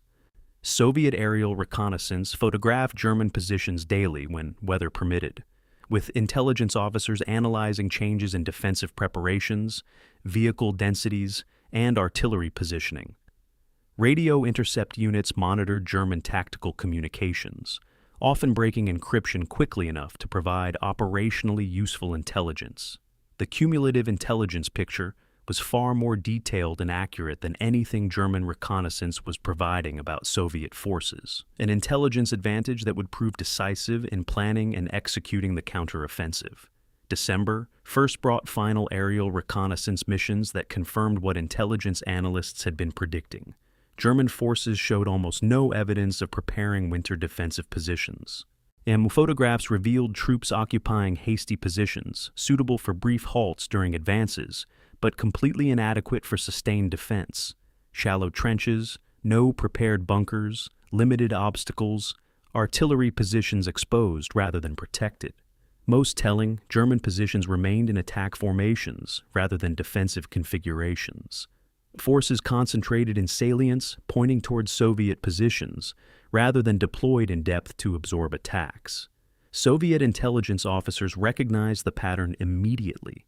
These were forces that had been attacking continuously and had not transitioned psychologically or physically to defensive operations. An enemy in attack posture was vulnerable to being attacked, particularly when exhausted and overextended. And as the reconnaissance confirmed Zhukov's operational concept, strike forces still organized for offense before they could reorganize for defense, hitting them at the moment of maximum disorganization. December 3rd brought the final Stavka briefing, where Zhukov unveiled the complete counteroffensive plan to Stalin and senior commanders. 3 reserve armies, 1st Shock Army, 10th Army, and 20th Army, totaling approximately 720,000 troops, had been positioned in forest concealment 15 to 30 miles behind front lines over the preceding month. German reconnaissance had detected almost none of this massive redeployment, a deception success that represented one of the war's most effective operational security achievements. The armies included 18 rifle divisions transferred from the Far East, multiple tank brigades equipped with T-34 and KV tanks, artillery regiments with adequate ammunition stocks, and complete logistical support. All units were equipped for winter operations with proper clothing, cold weather lubricants, and doctrine for fighting in extreme conditions. The plan called for simultaneous attacks at multiple points along the front, against the exposed flanks of German salients south of Moscow, against the Klin salient north of Moscow, and in supporting attacks designed to prevent German forces from shifting reserves between threatened sectors. The offensive's objective was not just to halt German advances, those had already stopped on their own, but to destroy German offensive capability entirely and drive Wehrmacht forces back from Moscow. The force ratio calculations underlying the counteroffensive plan revealed how dramatically the balance had shifted since October.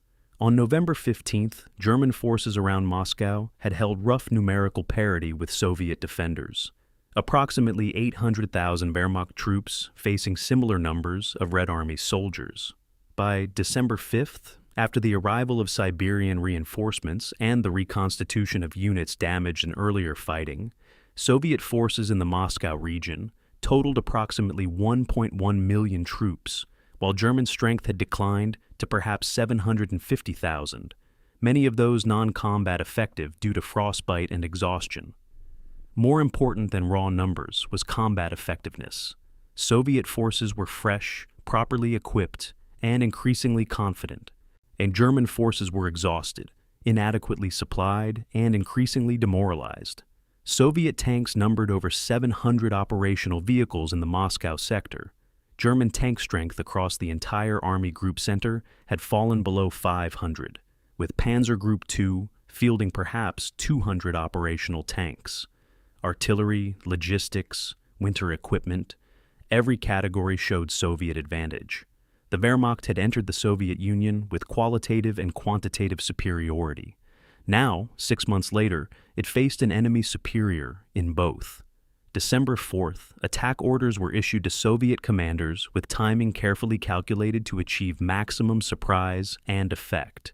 Each hour for the main attacks would be dawn on December 6th, striking German forces before they completed transition from offensive to defensive operations, before winter defensive positions could be prepared, and before German commanders recognized how vulnerable their extended positions had become. The orders emphasized aggressive pursuit of defeated enemy forces, deep penetration to encircle rather than simply push back German units, and maintenance of tempo, regardless of casualties. Soviet commanders were accepting that the counteroffensive would be costly, but calculated that destroying German offensive capability was worth the price. Artillery preparation would be brief to preserve surprise rather than prolonged to destroy defenses. Initial assaults would target the exposed flanks of German salients, seeking to isolate forward units before they could withdraw. Follow-on forces would exploit breakthroughs, driving deep into German rear areas to disrupt logistics and command structures. The operational concept reflected Soviet deep battle doctrine, simultaneous action at tactical, operational, and strategic depths to create collapse rather than incremental retreat. The deception operation that concealed 720,000 troops from German intelligence represented masterful operational security combined with German intelligence failures. Soviet forces moved only at night, with strict radio silence and light discipline that prevented visual or electronic detection. Trains delivering reinforcements ran without headlights, unloading in forests rather than open rail yards. Artillery was positioned in tree lines that aerial reconnaissance could not penetrate. Tanks were camouflaged with white paint and positioned under winter foliage. Most critically, Soviet operational security prevented any significant leaks. Prisoners captured in early December had no knowledge of the impending counteroffensive because information was restricted to senior commanders until the final days.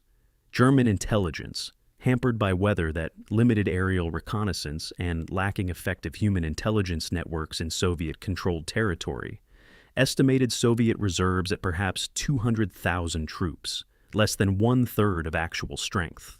The intelligence failure was not solely German incompetence but reflected Soviet competence in deception that Wehrmacht intelligence culture had not expected from the Red Army.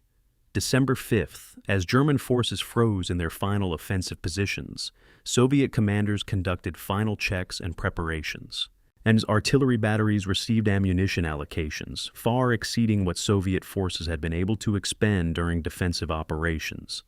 Evidence that logistics had been accumulating supplies specifically for the counteroffensive. Tank units performed final maintenance using cold weather lubricants and starting procedures that German forces lacked. Infantry divisions issued white camouflage smocks and reviewed assault tactics for winter conditions. Commanders synchronized watches and confirmed communication plans. The counteroffensive machinery was ready, and German forces occupying exposed salients 65 miles from Moscow had no meaningful awareness of what was about to strike them. Soviet reconnaissance had watched German exhaustion accumulate over weeks, had documented every weakness and vulnerability, and had prepared an operational response precisely calibrated to exploit those weaknesses at the moment of maximum German vulnerability. The timing of the counteroffensive reflected Zhukov's understanding that warfare is as much about psychology and logistics as tactics and strategy.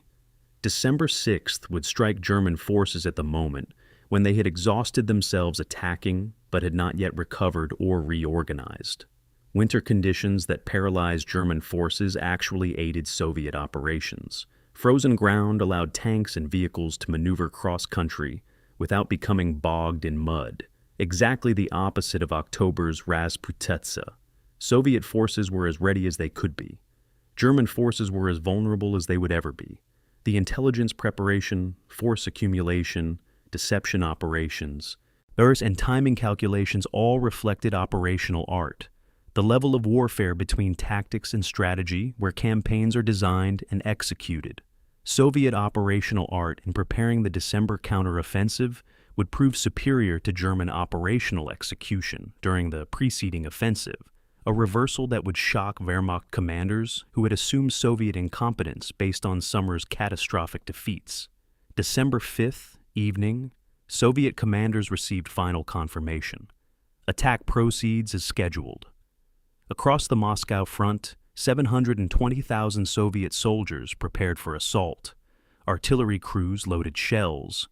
Tank drivers started engines using compressed air systems that worked reliably in -40-degree temperatures. Infantry checked weapons and equipment one final time. The commanders reviewed objectives and coordination procedures. The watchers had observed, analyzed, and prepared. The trap was set.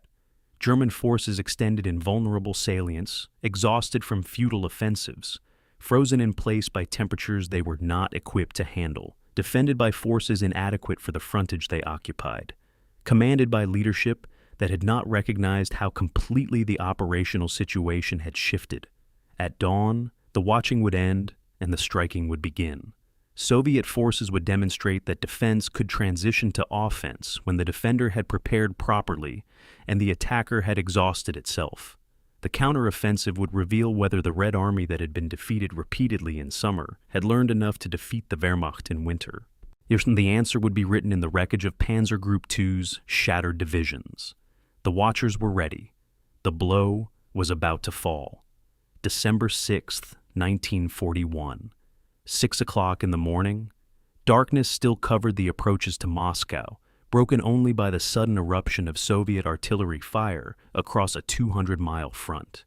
Thousands of guns opened simultaneously, not with the prolonged barrages that German forces had come to expect, but with brief, intense concentrations, targeting specific positions identified through weeks of reconnaissance. German units occupying hasty positions, shallow trenches, improvised shelters, exposed artillery emplacements, absorbed devastating fire they had no prepared defenses against. Communications lines were severed, command posts hit, supply dumps set ablaze. The barrage lasted 30 minutes, then lifted as Soviet infantry and armor surged forward through darkness and snow. German soldiers, many sleeping in whatever shelter they had improvised against -35-degree temperatures, were roused by explosions and found themselves under assault before they could properly organize resistance. The Soviet counteroffensive had begun, striking forces psychologically unprepared for defense, physically unable to maneuver effectively, and institutionally incapable of believing they could be defeated. The shockwave would reverberate through Wehrmacht command structures all the way to Hitler's headquarters, forcing recognition of realities that months of optimistic reporting had obscured. The initiative that Germany had held since June 22nd was changing hands. December 7th brought the engagement near Kashira that demonstrated how thoroughly Soviet forces had learned to exploit German vulnerabilities. The Soviet 1st Guards Cavalry Corps struck the exposed northern flank of the 17th Panzer Division with coordinated assault that combined mobility, firepower, and aggressive pursuit. The attack achieved complete tactical surprise. German reconnaissance had not detected the Guards' cavalry's approach, and the assault came from a direction German dispositions had left weakly defended. Within hours, Soviet forces had penetrated 6 miles behind German front lines, threatening to encircle the entire division. German commanders ordered emergency withdrawal, but the withdrawal revealed another crisis. Vehicles would not start in extreme cold. Soldiers on foot could not outpace mounted cavalry. And units attempting to retreat found Soviet forces already blocking withdrawal routes. The 17th Panzer Division narrowly avoided complete encirclement only by abandoning most of its heavy equipment and conducting fighting withdrawal under conditions that inflicted over 1,500 casualties in 36 hours. A division that had been among Panzer Group II's strongest formations was reduced to combat ineffectiveness in a day and a half of combat, not through gradual attrition, but sudden catastrophic defeat. December 8th revealed the breakdown of German command and control under conditions of simultaneous crisis at multiple points. Panzer Group. 2 headquarters intercepted desperate radio transmissions from surrounded units requesting permission to withdraw. From divisional commanders reporting Soviet breakthroughs they lacked reserves to contain, from logistics officers announcing supply routes had been cut by Soviet penetrations. The volume and urgency of communications overwhelmed staff capacity to respond coherently. Multiple units were effectively out of contact, radios frozen or destroyed, telephone lines severed, courier routes interdicted by Soviet advances. Guderian's headquarters faced the commander's nightmare, multiple simultaneous crises with inadequate information about what was happening, and insufficient reserves to respond, even where the situation was understood. Staff officers attempted to maintain current situation maps, but found that by the time reports arrived and were plotted, the tactical picture had changed. The command structure was collapsing under the weight of events it had not anticipated and could not control. Initiative had passed entirely to Soviet forces, who were exploiting success while German commanders struggled simply to understand what was happening. The field hospital crisis that emerged during the first days of the counteroffensive demonstrated the medical system's complete inadequacy for the scale of casualties being generated. On December 9th, a single field hospital south of Tula reported treating over 2,000 patients in 24 hours. Combat wounded from Soviet attacks, plus frostbite casualties whose conditions deteriorated as defensive positions were overrun and soldiers fled through snow. Medical officers faced impossible triage decisions: treat combat wounds or prevent frostbite from becoming permanent disabilities. Evacuate seriously wounded who might survive or stabilize walking wounded who could return to duty. Perform surgery in unheated facilities where patients risked dying from cold exposure, or delay surgery until environmental conditions improved, knowing delays would prove fatal. Medical supplies were critically short because supply convoys had been interdicted by Soviet advances. Surgical instruments froze and had to be thawed before use. Blood plasma froze solid and could not be administered. Morphine's effectiveness declined in extreme cold, as these wounded soldiers were dying not from injuries that would have been survivable under normal conditions, but from the combination of wounds plus extreme cold plus inadequate medical resources. The medical system, like every other aspect of Wehrmacht operations, was revealing fundamental inadequacy for the conditions it faced. December 10th brought Guderian's recognition that the situation had transitioned from crisis to catastrophe. Reports compiled over 4 days of Soviet counteroffensive showed Soviet breakthrough forces had penetrated 15 to 20 miles in multiple sectors, far deeper than tactical adjustments could contain. German forces were not conducting organized retreat, but fragmentary withdrawals by individual units attempting to avoid encirclement. Casualties exceeded 10,000 in less than a week, killed, wounded, missing, and captured. Equipment losses were staggering. Over 100 tanks abandoned when they could not be started or recovered, 300 artillery pieces left behind, thousands of vehicles immobilized by cold or destroyed by Soviet attacks. Most critically, the operational picture showed Soviet forces achieving what German forces had attempted and failed to accomplish: encirclement of substantial enemy formations. Multiple German regiments were surrounded or nearly surrounded, fighting to break out while Soviet forces tightened encirclements. The tactical situation resembled the great encirclements Wehrmacht had executed at Minsk, Smolensk, and Kiev, except with roles reversed. German forces were the ones being surrounded. Soviet forces were the ones executing mobile warfare, and winter was amplifying every German disadvantage. The psychological shock of being attacked by an enemy that was supposed to be defeated manifested in ways that formal reports did not capture, but junior officers and soldiers experienced directly. German troops had endured extraordinary hardship since June, based on belief that Soviet collapse was imminent, that one more effort would deliver final victory, that suffering had purpose and would end soon. The counteroffensive shattered those sustaining beliefs. Soldiers who had been told Soviet reserves were exhausted found themselves attacked by fresh divisions. Troops who believed German tactical superiority guaranteed victory discovered that superiority meant little when they could barely move, and Soviet forces exploited winter conditions effectively. The realization that the offensive had failed, that Moscow would not be captured, and that the war would continue indefinitely. These psychological blows were in some ways more damaging than physical casualties. Morale collapsed in units that had previously maintained cohesion despite extreme conditions. Desertion increased, though where soldiers could desert in the middle of Russian winter remained unclear. Discipline problems multiplied as soldiers questioned orders and officers struggled to maintain authority when the institutional narrative of inevitable victory had been so thoroughly contradicted by events. December's casualty ratio, the relationship between German and Soviet losses, revealed how completely the tactical situation had reversed since summer.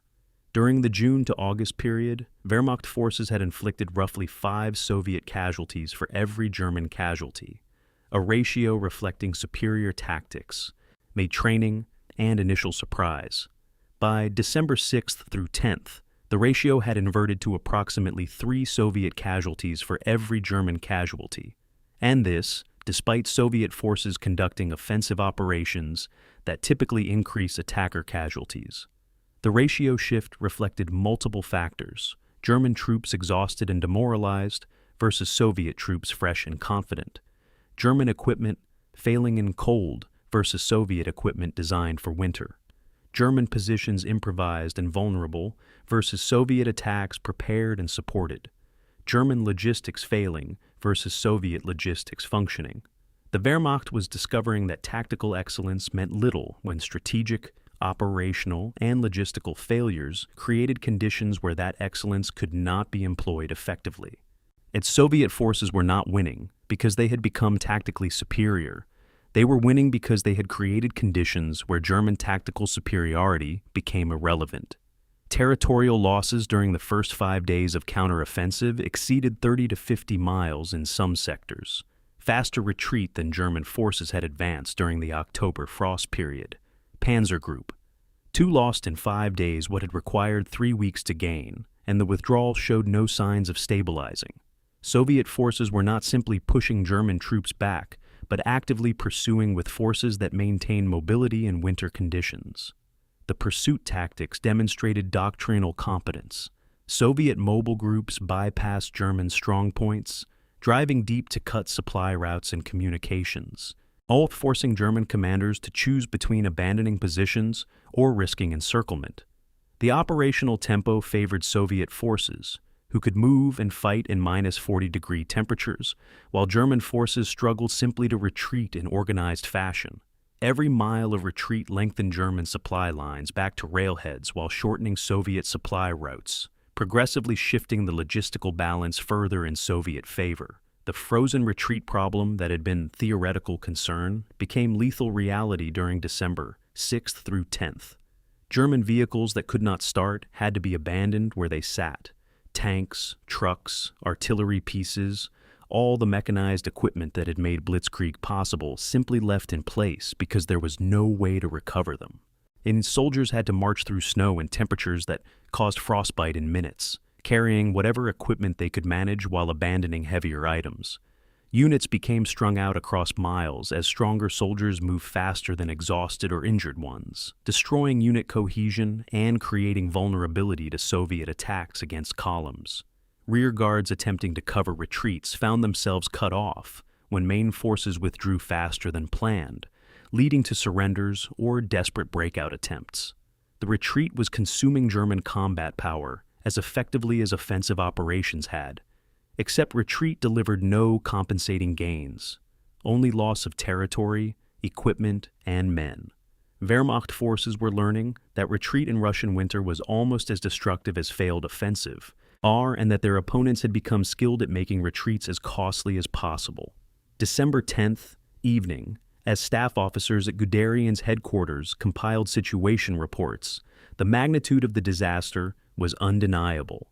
Panzer Group 2 had been transformed from offensive weapon to shattered force, barely capable of organized defense.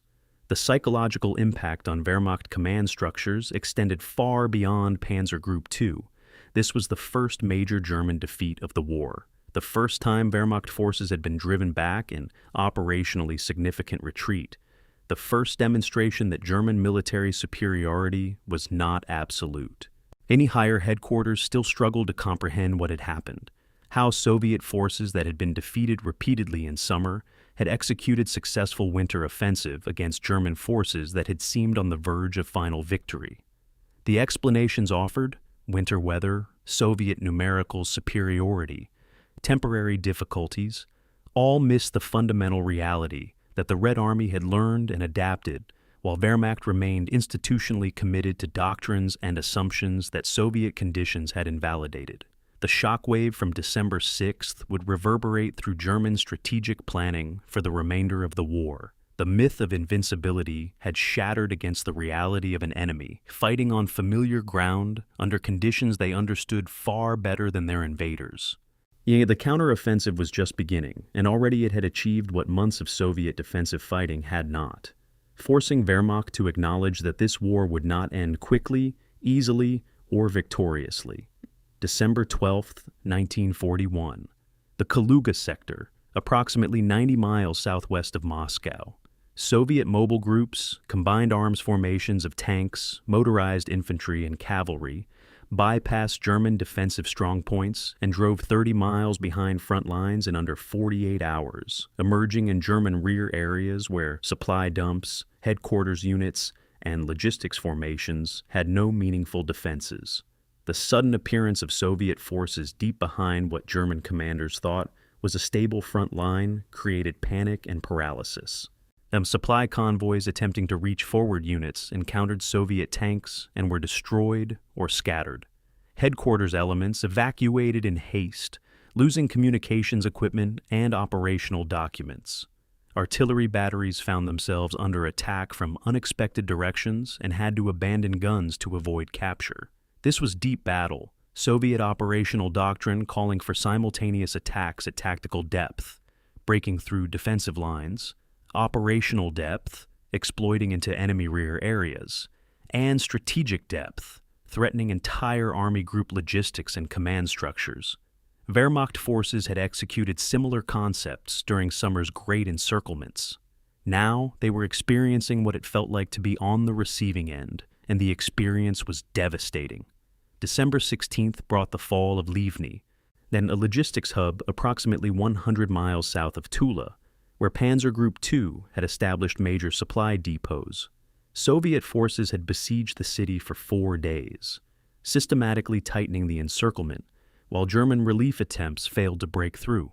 When the garrison finally evacuated Livni, Soviet forces captured intact supply dumps containing over 1,200 tons of ammunition, fuel, and equipment.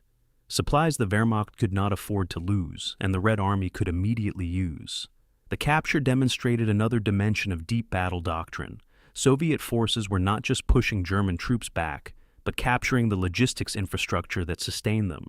Every supply dump taken was supplies denied to German forces and added to Soviet stocks. And every rail junction captured was logistics disrupted for the Wehrmacht and restored for the Red Army. The operational mathematics favored the side fighting on home territory, with intact rail networks over the invader, dependent on extended supply lines through hostile territory. Soviet forces were cutting those supply lines systematically. December 20th marked the beginning of fighting withdrawals that consumed Panzer Group 2's remaining cohesion. The 3rd Panzer Division, conducting rearguard action to cover the retreat of other units, lost 40 tanks in 3 days, not all to combat, but many to abandonment when fuel ran out or mechanical failures could not be repaired under field conditions. The division that had been among the finest in the Wehrmacht, that had participated in victories across Poland, France, and the first months of the Soviet campaign, was disintegrating under the combined pressures of combat, extreme cold, and sheer exhaustion. Abandoning tanks was not just material loss, but psychological defeat. Tank crews who had fought in their vehicles for months, who had maintained them through extraordinary difficulties, now watched helplessly as their tanks were left behind, later to be recovered and refurbished by Soviet forces. The equipment losses were creating a spiral where German forces became progressively weaker, while Soviet forces captured German materiel to supplement their own production. The Wehrmacht was losing the war of attrition it had never intended to fight. Christmas Day, December 25th, brought the crisis that would define the remainder of the retreat. Yet Soviet offensive penetrations reached to within 12 miles of Orel, threatening to cut off the entire southern wing of Panzer Group 2 and create an encirclement that would dwarf anything that had occurred earlier in the campaign. German forces conducted emergency withdrawals under conditions approaching chaos, units retreating along different routes without coordination, supply dumps abandoned without systematic destruction, wounded soldiers evacuated on whatever transport could be found or left behind when no transport existed. Soviet pursuit forces moved faster than German retreat, exploiting mobility advantages that winter conditions provided to prepared forces. The Christmas offensive was particularly bitter for German soldiers, many of whom had been promised they would celebrate the holiday in Moscow after final victory. Instead, they were retreating in -30-degree temperatures, hungry, exhausted, and increasingly aware that the war would not end with German victory. Religious services held in field conditions that Christmas focused on survival rather than triumph, prayers for deliverance rather than thanksgiving for victory. January 7, 1942, marked the approximate endpoint of the major Soviet counteroffensive phase, though fighting would continue. Panzer Group 2 had stabilized lines approximately 150 miles west of its December 5th positions, surrendering all gains from Operation Typhoon and returning roughly to where the offensive had begun in early October. The territorial reconquest measured over 7,000 square miles, an area roughly equivalent to the state of Massachusetts. More significant than territory was the destruction of German offensive capability. Panzer Group 2, which had begun the Moscow campaign with over 1,000 tanks, now fielded fewer than 150 operational vehicles. Personnel strength had declined from roughly 200,000 to perhaps 120,000 effective combatants. The rest casualties or non-effective due to frostbite and illness. Artillery, transport, equipment across all categories showed similar attrition. The force that had been the spearhead of Army Group Center's drive on Moscow was now a depleted formation barely capable of defensive operations. The equipment losses during the retreat exceeded anything Wehrmacht logistics could replace or compensate for.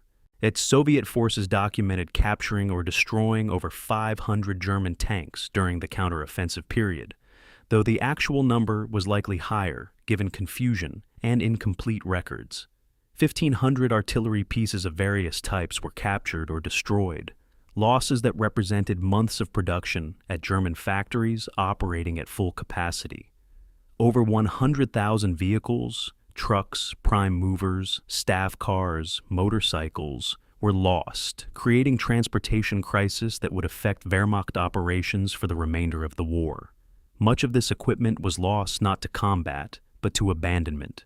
Vehicles that would not start in extreme cold, tanks that threw tracks and could not be recovered, artillery pieces that could not be moved when prime movers failed. And the frozen wasteland of the retreat route was littered with German equipment, much of it recoverable and repairable by Soviet forces who had the cold weather capabilities and logistics to retrieve it. The Wehrmacht was not just losing equipment, it was inadvertently supplying its enemy. Soviet deep battle doctrine during the pursuit phase demonstrated sophistication that challenged every Wehrmacht assumption about Red Army capabilities. Rather than pushing uniformly along the entire front, Soviet commanders identified weak points and concentrated forces for breakthrough, then exploited those breakthroughs with mobile groups driving deep into German rear areas. The classic pattern repeated across multiple sectors. Rifle divisions would fix German defenders in place with frontal pressure, and then tank brigades and cavalry corps would penetrate at identified weak points and drive into the depth, bypassing German strong points to attack headquarters, logistics, and artillery positions. German forces would find themselves defending frontline positions while Soviet forces operated freely in their rear, forcing withdrawals to avoid encirclement. The operational art displayed was far superior to the crude tactics Wehrmacht had encountered in summer, evidence that the Red Army was learning and improving with extraordinary speed. January's casualty figures told contrasting stories about the two armies' conditions. German casualties for December 6th through January 7th totaled approximately 50,000 killed, wounded, and missing, losses the Wehrmacht could not replace with available reserves. That frostbite cases that required evacuation added another 20,000 to the non-effective total. Soviet casualties during the same period exceeded 100,000, reflecting the higher costs offensive operations typically inflict on attackers. But the critical difference was regeneration capacity. Soviet forces could replace losses from mobilization and Siberian transfers, while German forces had no significant reserves in theater. The Wehrmacht was discovering what strategic attrition meant, winning tactical engagements while losing the overall war of numbers. Every German casualty was irreplaceable. Every Soviet casualty could eventually be replaced. A mathematics that had seemed favorable when Wehrmacht was advancing and encircling Soviet armies had become unfavorable when Soviet forces were attacking and German reinforcements were unavailable. The encirclement pattern that had defined Wehrmacht's summer victories was now being inflicted on German forces at smaller scale, but with cumulative effect. Soviet forces executed 7 successful encirclements at battalion-to-regiment level during the counteroffensive, destroying or capturing entire German units. Each encirclement followed similar pattern. Soviet mobile forces would penetrate German flanks, link up behind German positions, then tighten the pocket while German relief attempts failed due to inadequate strength and winter mobility problems. The encircled units would fight for days, in consuming supplies and ammunition that could not be replaced before either breaking out with heavy casualties or surrendering when ammunition and food were exhausted. The Wehrmacht had taught the Red Army how to execute encirclements. Now, Soviet forces were applying those lessons against their former teacher, and German forces were learning how devastating the tactic was when they were the victims rather than perpetrators. The near achievement of operational encirclement of Panzer Group 2, averted only by emergency withdrawals and desperate fighting, demonstrated how completely the operational situation had reversed. In early December, German forces had been attempting to encircle Moscow. By late December, they were narrowly avoiding being encircled themselves. And the Soviet forces had advanced close to cutting the main supply routes connecting Panzer Group 2 to the rest of Army Group Center, which would have created a pocket containing over 100,000 German troops with minimal supplies in the middle of Russian winter. Only the exhaustion of Soviet forces after weeks of continuous offensive operations, combined with desperate German rearguard actions, prevented complete catastrophe. But the near miss was in some ways as damaging as actual encirclement would have been. It demonstrated that Soviet forces could execute operational-level maneuvers that Wehrmacht doctrine had assumed only German forces were capable of performing. January 7th, as both sides paused to consolidate positions and recover from weeks of intense combat, the strategic situation was undeniable. Moscow had been saved, and the Wehrmacht's offensive capability had been destroyed, and the initiative had shifted decisively to Soviet forces. Panzer Group 2, the instrument that was supposed to deliver decisive victory, had been shattered by deep battle doctrine applied by an enemy the Wehrmacht had dismissed as incompetent. The pursuit phase had demonstrated that Red Army forces could conduct mobile operations in winter, could execute sophisticated maneuver warfare, and could inflict operational defeats on German forces under conditions where Soviet advantages in winter preparation compensated for German advantages in training and equipment. The frozen battlefields west of Moscow were littered with the wreckage of German ambitions. The offensive was over. The retreat was stabilizing. But the fundamental reality was now clear to anyone willing to see it. The war in the East would not end with German victory, and the initiative that had driven Wehrmacht's successes for 18 months had passed to an enemy that would prove far more formidable than propaganda had suggested. Deep battle had delivered deep defeat to the forces that had seemed invincible only months earlier. December 19th, 1941.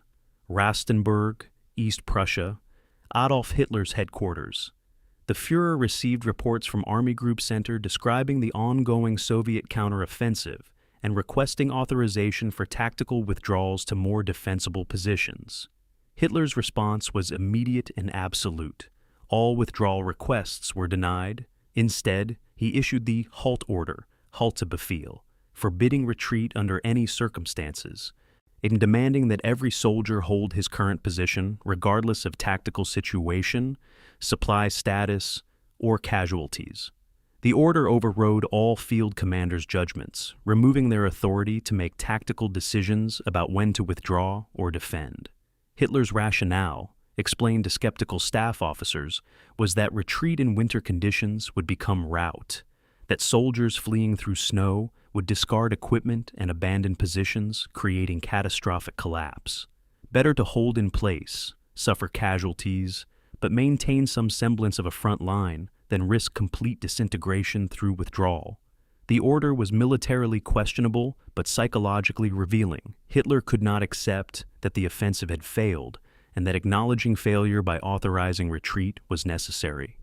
The halt order would save some German forces by preventing panicked retreat, but it would also doom others by forbidding withdrawal when withdrawal was the only way to avoid encirclement. December 25th brought the confrontation that had been building since early December. Guderian's direct telephone argument with Hitler over the necessity of withdrawal from exposed positions around Tula and Orel. Guderian presented the operational situation with characteristic bluntness. Forces extended across untenable frontage, supply lines cut or threatened, Soviet pressure increasing, casualties mounting, and positions that could not be defended with available strength. He requested authorization to withdraw to more defensible lines, approximately 50 miles west of current positions, which would shorten the front, reduce supply line length, and allow concentration of forces for effective defense. Hitler refused categorically, accusing Guderian of defeatism and lack of will. The conversation grew heated, with Guderian stating military facts and Hitler responding with political imperatives. Guderian argued that holding untenable positions would result in the destruction of units that could be saved by timely withdrawal. Hitler countered that withdrawal was the first step toward defeat, and that German soldiers' will could overcome any tactical difficulty. Neither man convinced the other. Neither man could afford to yield. The call ended without resolution, but with Hitler's order clear: hold in place, no retreats, fight where you stand. December 26th brought the message that Guderian had been expecting but hoping would not arrive. He was relieved of command of Panzer Group 2, effective immediately. The official notification cited health reasons and need for rest after extended frontline service, bureaucratic euphemisms that concealed the reality of dismissal for challenging Hitler's orders. Guderian had commanded Panzer Group 2, redesignated 2nd Panzer Army in October, since its formation in May 1940.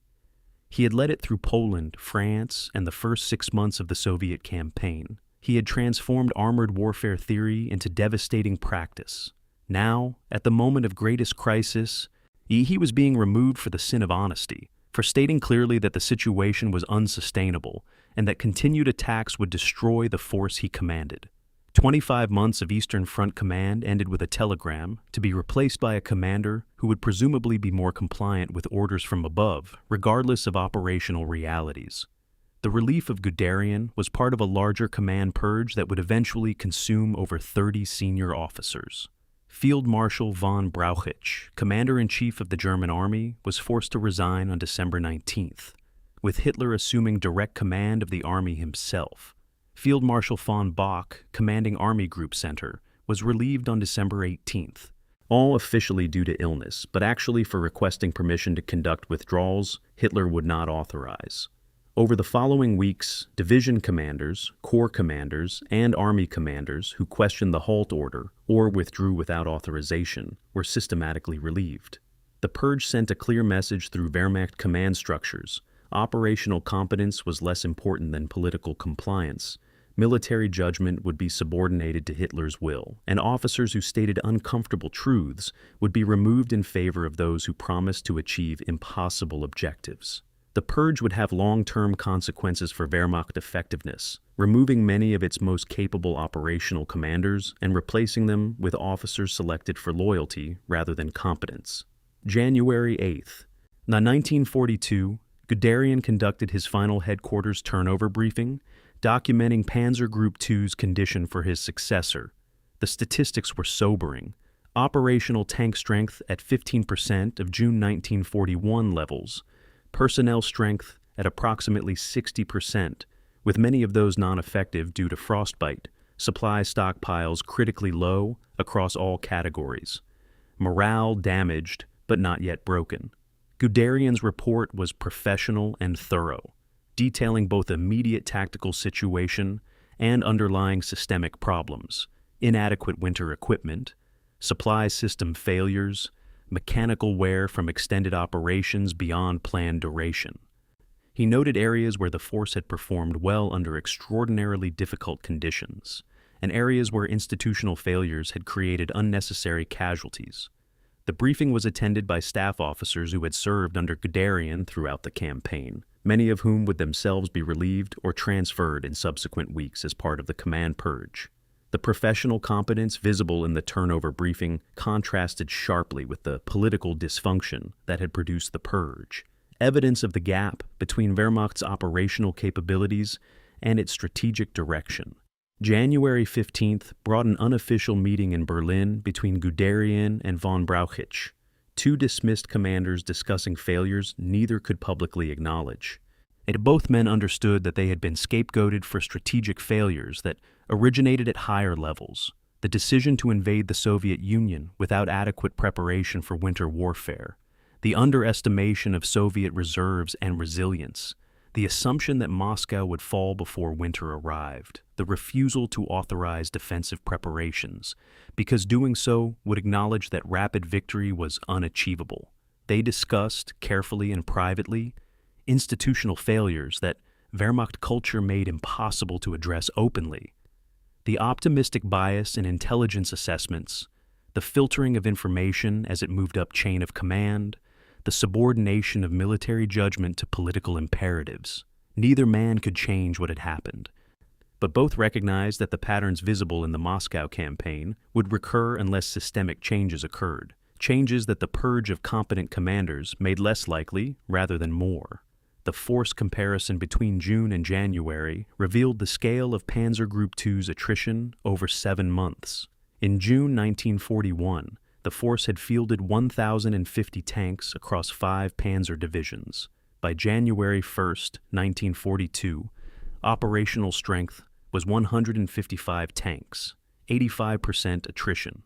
Personnel casualties totaled approximately 135,000 killed, wounded, and missing, roughly 60% of the force's initial strength. Artillery had declined from over 800 pieces to fewer than 300 operational guns. Motorized transport was at approximately 30% of authorized strength, with much of that cannibalized from other vehicles or captured Soviet equipment. The statistics documented the destruction of what had been one of history's most powerful mobile formations, consumed in a campaign that had achieved territorial gains, but failed in its strategic objective of defeating the Soviet Union before winter. The numbers were undeniable evidence that the Wehrmacht had attempted operations beyond its sustainable capacity. The Hitler's strategic intervention through the halt order had mixed effects that would be debated by historians for decades. On one hand, the order prevented some panicked retreats that might have become routes, forced units to hold positions that provided some defensive cohesion, and maintained a continuous front line rather than allowing gaps where Soviet forces could have achieved even deeper penetrations. Some commanders privately credited the halt order with preventing complete collapse. On the other hand, the order trapped German units in untenable positions, prevented tactical withdrawals that would have saved lives and equipment, and removed from field commanders the flexibility needed to respond to rapidly changing situations. Units that could have withdrawn to defensible positions were instead encircled and destroyed because the halt order forbade retreat. The order represented tactical stabilization achieved through strategic paralysis. Immediate crisis was contained, but at the cost of removing institutional capacity to adapt and learn. December's command purge established a pattern that would persist throughout the war. Politically motivated reliefs of competent commanders, followed by appointment of more compliant officers who promised success regardless of feasibility. The result was progressive degradation of Wehrmacht command quality, as experienced officers who understood operational realities were replaced by officers who understood political requirements. The institutional knowledge accumulated through years of warfare was being deliberately discarded in favor of ideological compliance. Guderian himself would return to positions of authority later in the war. But the damage done by the 1941 purge was irreversible. The Wehrmacht had demonstrated that it valued political loyalty over professional competence. And the signal sent to all commanders was clear. Success was mandatory regardless of resources. Failure would be punished regardless of circumstances. An honest reporting of difficulties was career-ending. The command crisis created by the Moscow defeat was being solved by removing commanders who had accurately reported that defeat, ensuring that future defeats would be concealed until too late to address them. The personnel statistics told a human story behind the strategic failure. 135,000 casualties meant 135,000 individual tragedies. Soldiers killed in combat or by cold, wounded and maimed, captured to face uncertain fates in Soviet prison camps, or simply missing, their families receiving notifications that left their deaths uncertain for years. But behind each statistic was a person who had entered the Soviet Union in June, believing in quick victory, who had endured months of combat and hardship, and who had been consumed by a campaign whose planners had never seriously prepared for the conditions those soldiers would face. The casualty figures also represented institutional failure. These were losses that could have been reduced through better planning, adequate winter equipment, realistic operational objectives, and willingness to acknowledge limits. The gap between casualties sustained and casualties necessary represented the human cost of strategic incompetence. The reckoning that occurred in late December and early January 1942 was incomplete and misdirected. Commanders were relieved, but strategic assumptions that had produced failure remained unexamined. Tactical setbacks were acknowledged, but underlying systemic problems were not addressed. The Wehrmacht conducted a purge where it needed institutional learning, replaced commanders where it needed to change doctrine, and doubled down on willpower where it needed to recognize limitations. The result would be repetition of similar failures at Stalingrad, in Normandy, and in the final desperate battles of 1945. The command crisis produced by Panzer Group II's failure at Moscow should have forced fundamental reassessment of Wehrmacht capabilities and strategic direction. Instead, it produced scapegoating, denial, and institutional rigidity that would ensure future catastrophes. The reckoning came, but the lessons were not learned. The consequences would cascade through the remainder of the war, all written in the destruction of German armies that repeated the same mistakes under different circumstances because the institutional culture that produced those mistakes remained unchanged. December 1941 was not a turning point where Germany learned from failure.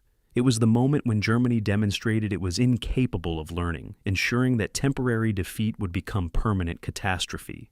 June 22, 1941, replayed in memory and analysis. The confidence visible in planning documents from that date, expectations of 6 to 8 week campaign, assumptions of Soviet collapse once frontline armies were destroyed, certainty that Moscow would fall before autumn, now appeared not merely optimistic but delusional. The gap between June's expectations and January's reality measured the distance between doctrine and truth, between institutional mythology and operational fact. Hitler and senior Wehrmacht commanders, reviewing invasion plans in spring 1941, had believed their own propaganda about Soviet weakness, German superiority, and the decisiveness of initial surprise. Those beliefs had been tested against 6 months of reality and found catastrophically wrong. Yet the post-campaign analysis conducted in early 1942 focused on tactical failures and commander inadequacy rather than examining fundamental strategic assumptions. The verdict being rendered on Panzer Group II's Moscow campaign was incomplete because it addressed symptoms rather than causes, blamed executors rather than planners, and preserved institutional myths rather than confronting uncomfortable truths about Wehrmacht limitations. Post-war interviews with surviving commanders revealed perspectives shaped by hindsight but still illuminating. Guderian, interviewed in the 1950s, reflected on the Moscow campaign with combination of defensiveness and acknowledgement. He maintained that operationally, Panzer Group 2 had performed brilliantly given the resources available and conditions faced. He argued that strategic direction from higher command, the Kiev detour, inadequate winter preparation, unrealistic objectives, had made success impossible regardless of tactical competence. But he also admitted underestimating three critical factors: Soviet reserves, which proved far deeper than intelligence suggested, winter's impact, which exceeded anything peacetime exercises had prepared for, and logistics requirements, which increased geometrically with distance in the ways planning had not anticipated. The admission was partial but significant. Even the architect of mobile warfare acknowledged that doctrine developed in Western Europe had proven inadequate for continental warfare against an enemy fighting on home territory in extreme conditions. Soviet archival materials, accessible decades after the war, revealed how completely German intelligence had failed. Captured German planning documents analyzed by Zhukov's staff showed Wehrmacht estimates of 90 Soviet divisions defending Moscow. The actual number was over 200. German assessments of Soviet production capacity underestimated actual output by over 50% across most categories. Any intelligence regarding Siberian reinforcements was nearly non-existent. German commanders learned of these forces only when encountered in combat. Most fundamentally, German intelligence had assumed Soviet political collapse would follow military defeats, failing to understand that Stalin's regime, however brutal, could sustain military efforts despite catastrophic losses through mobilization, industrial evacuation, and ruthless resource allocation. The intelligence failures were not merely technical. They reflected institutional bias towards seeing what planners wanted to see, rather than assessing what evidence actually indicated. Wehrmacht intelligence culture had confused German hopes with Soviet realities, and operational planning based on flawed intelligence had produced predictable failures. The technical comparison between German and Soviet equipment in winter conditions demonstrated that technological sophistication was context-dependent. German Panzer III and IV tanks were superior to most Soviet tanks by peacetime evaluation criteria: better optics, more reliable radios, more accurate guns, more comfortable crew stations. But those advantages became irrelevant when German tanks would not start in extreme cold, while Soviet T-34s operated reliably. The compressed air starting system on the T-34, crewed by German engineering standards, was far superior to German electrical starters in temperatures below -30 degrees. Wide tracks on Soviet tanks, initially dismissed by German tankers as evidence of inferior design, proved decisively advantageous in snow and mud, where ground pressure determined mobility.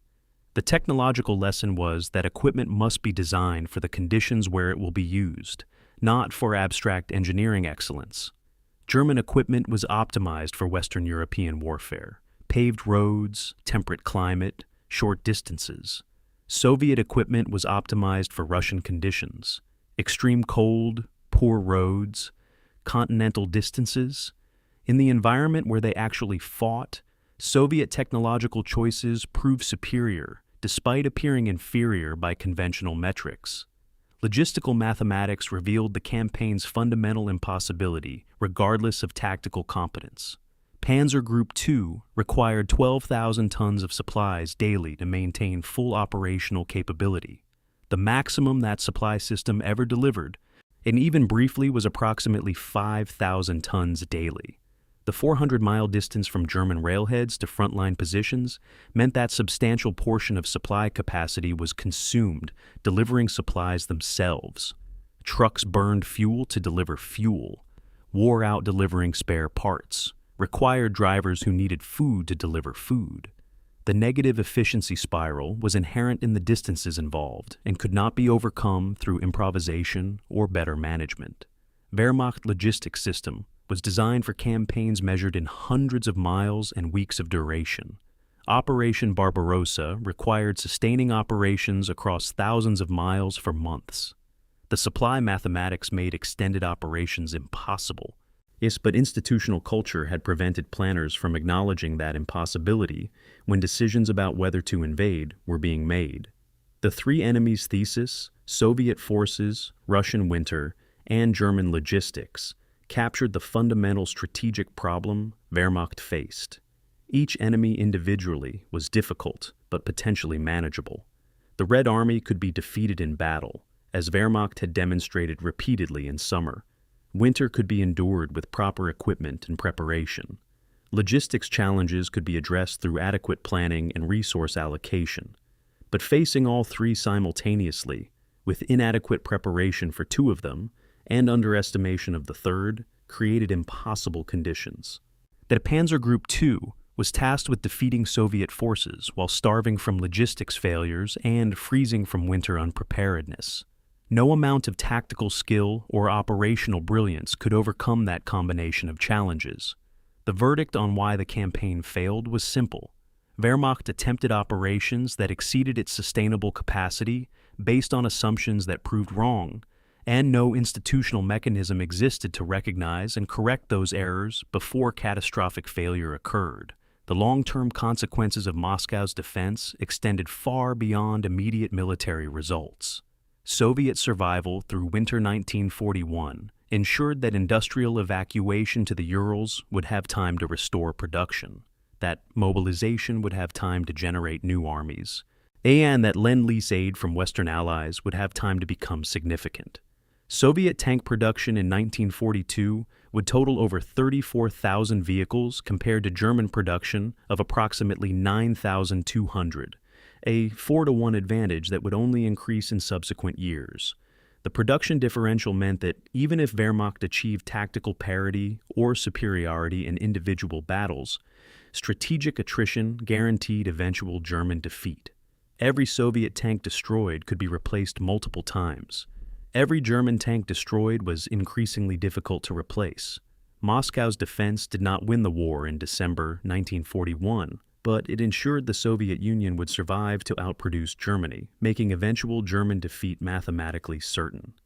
The campaign's outcome had been effectively decided in December 1941. Despite 3.5 more years of fighting, Germany would win additional tactical victories, would launch major offensives in 1942 and 1943, would inflict enormous casualties on Soviet forces. But the strategic initiative had shifted permanently.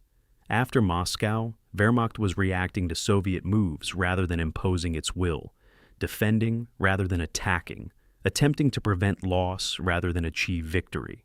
The Stalingrad disaster in winter 1942-43 would repeat many of Moscow's lessons on larger scale. Overextension, logistics failure, winter unpreparedness, underestimation of Soviet capabilities. The pattern established at Moscow would recur throughout the war. German tactical excellence proving insufficient to compensate for strategic incompetence, institutional culture preventing learning from mistakes, and political leadership demanding impossible achievements while refusing to acknowledge limitations. The question of whether Germany could have won with different strategic choices remains historically debated. Some argue that had Wehrmacht concentrated solely on Moscow from the beginning, avoiding the Kiev detour, the capital might have fallen before winter and Soviet defenses solidified. Others contend that logistics and Soviet reserves made Moscow's capture impossible regardless of operational choices, and that the campaign was strategically unwinnable from inception. And the evidence suggests the latter. Even without the Kiev detour, supply difficulties in approaching winter would have stopped German forces short of Moscow, and Soviet reserves were deep enough to prevent collapse even if Moscow had been captured. The verdict on Germany's chances was that rapid victory required Soviet political collapse following military defeat, but Stalin's regime proved far more resilient than German planning assumed. Without political collapse, the campaign became war of attrition that Germany's limited resources could not sustain against Soviet depth and production capacity. Final statistics documented the campaign's human and material costs. Panzer Group 2 advanced 650 miles from the Bug River in June to its maximum penetration near Moscow in December. The offensive lasted 168 days of near-continuous operations. German casualties exceeded 135,000 killed, wounded, and missing. Over 1,000 tanks were destroyed, abandoned, or worn out beyond repair. The mission, capturing Moscow and forcing Soviet surrender, failed completely. Soviet costs in defending Moscow totaled approximately 800,000 casualties, enormous by any measure, but sustainable given Soviet mobilization capacity and willingness to accept losses Germany considered unacceptable. The strategic outcome was Soviet capital defended, German offensive capability destroyed, and initiative shifted to Red Army.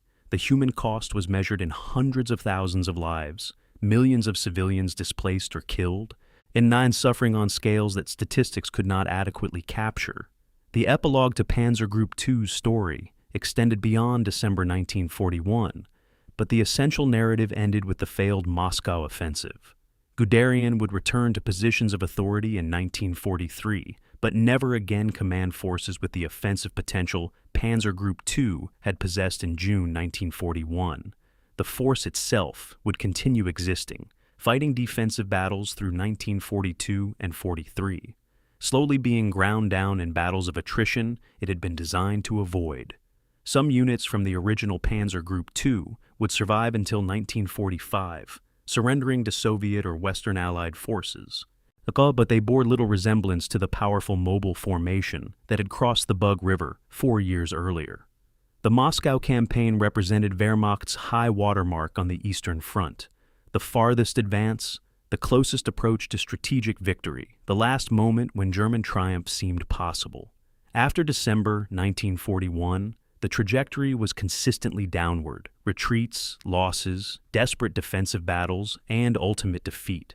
The verdict on Panzer Group 2's Moscow campaign was that it failed due to the collision of flawed strategic assumptions, technological hubris, logistical impossibility, and enemy competence that German doctrine refused to acknowledge until too late.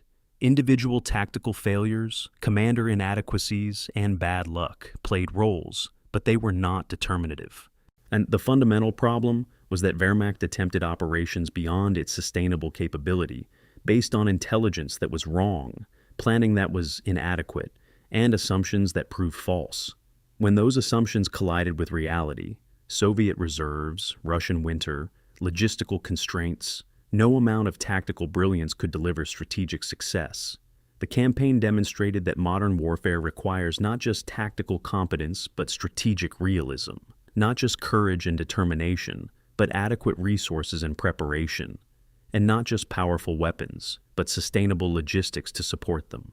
Wehrmacht possessed tactical excellence, but lacked strategic wisdom.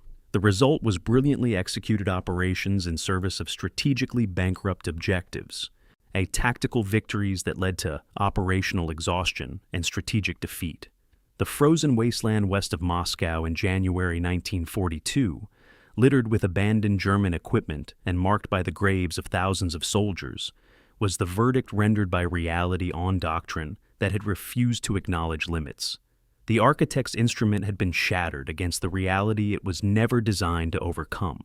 The campaign was over. The lessons remained unlearned. The consequences would unfold across 4 more years of increasingly desperate fighting. The verdict was complete failure, but the Wehrmacht would never fully accept it.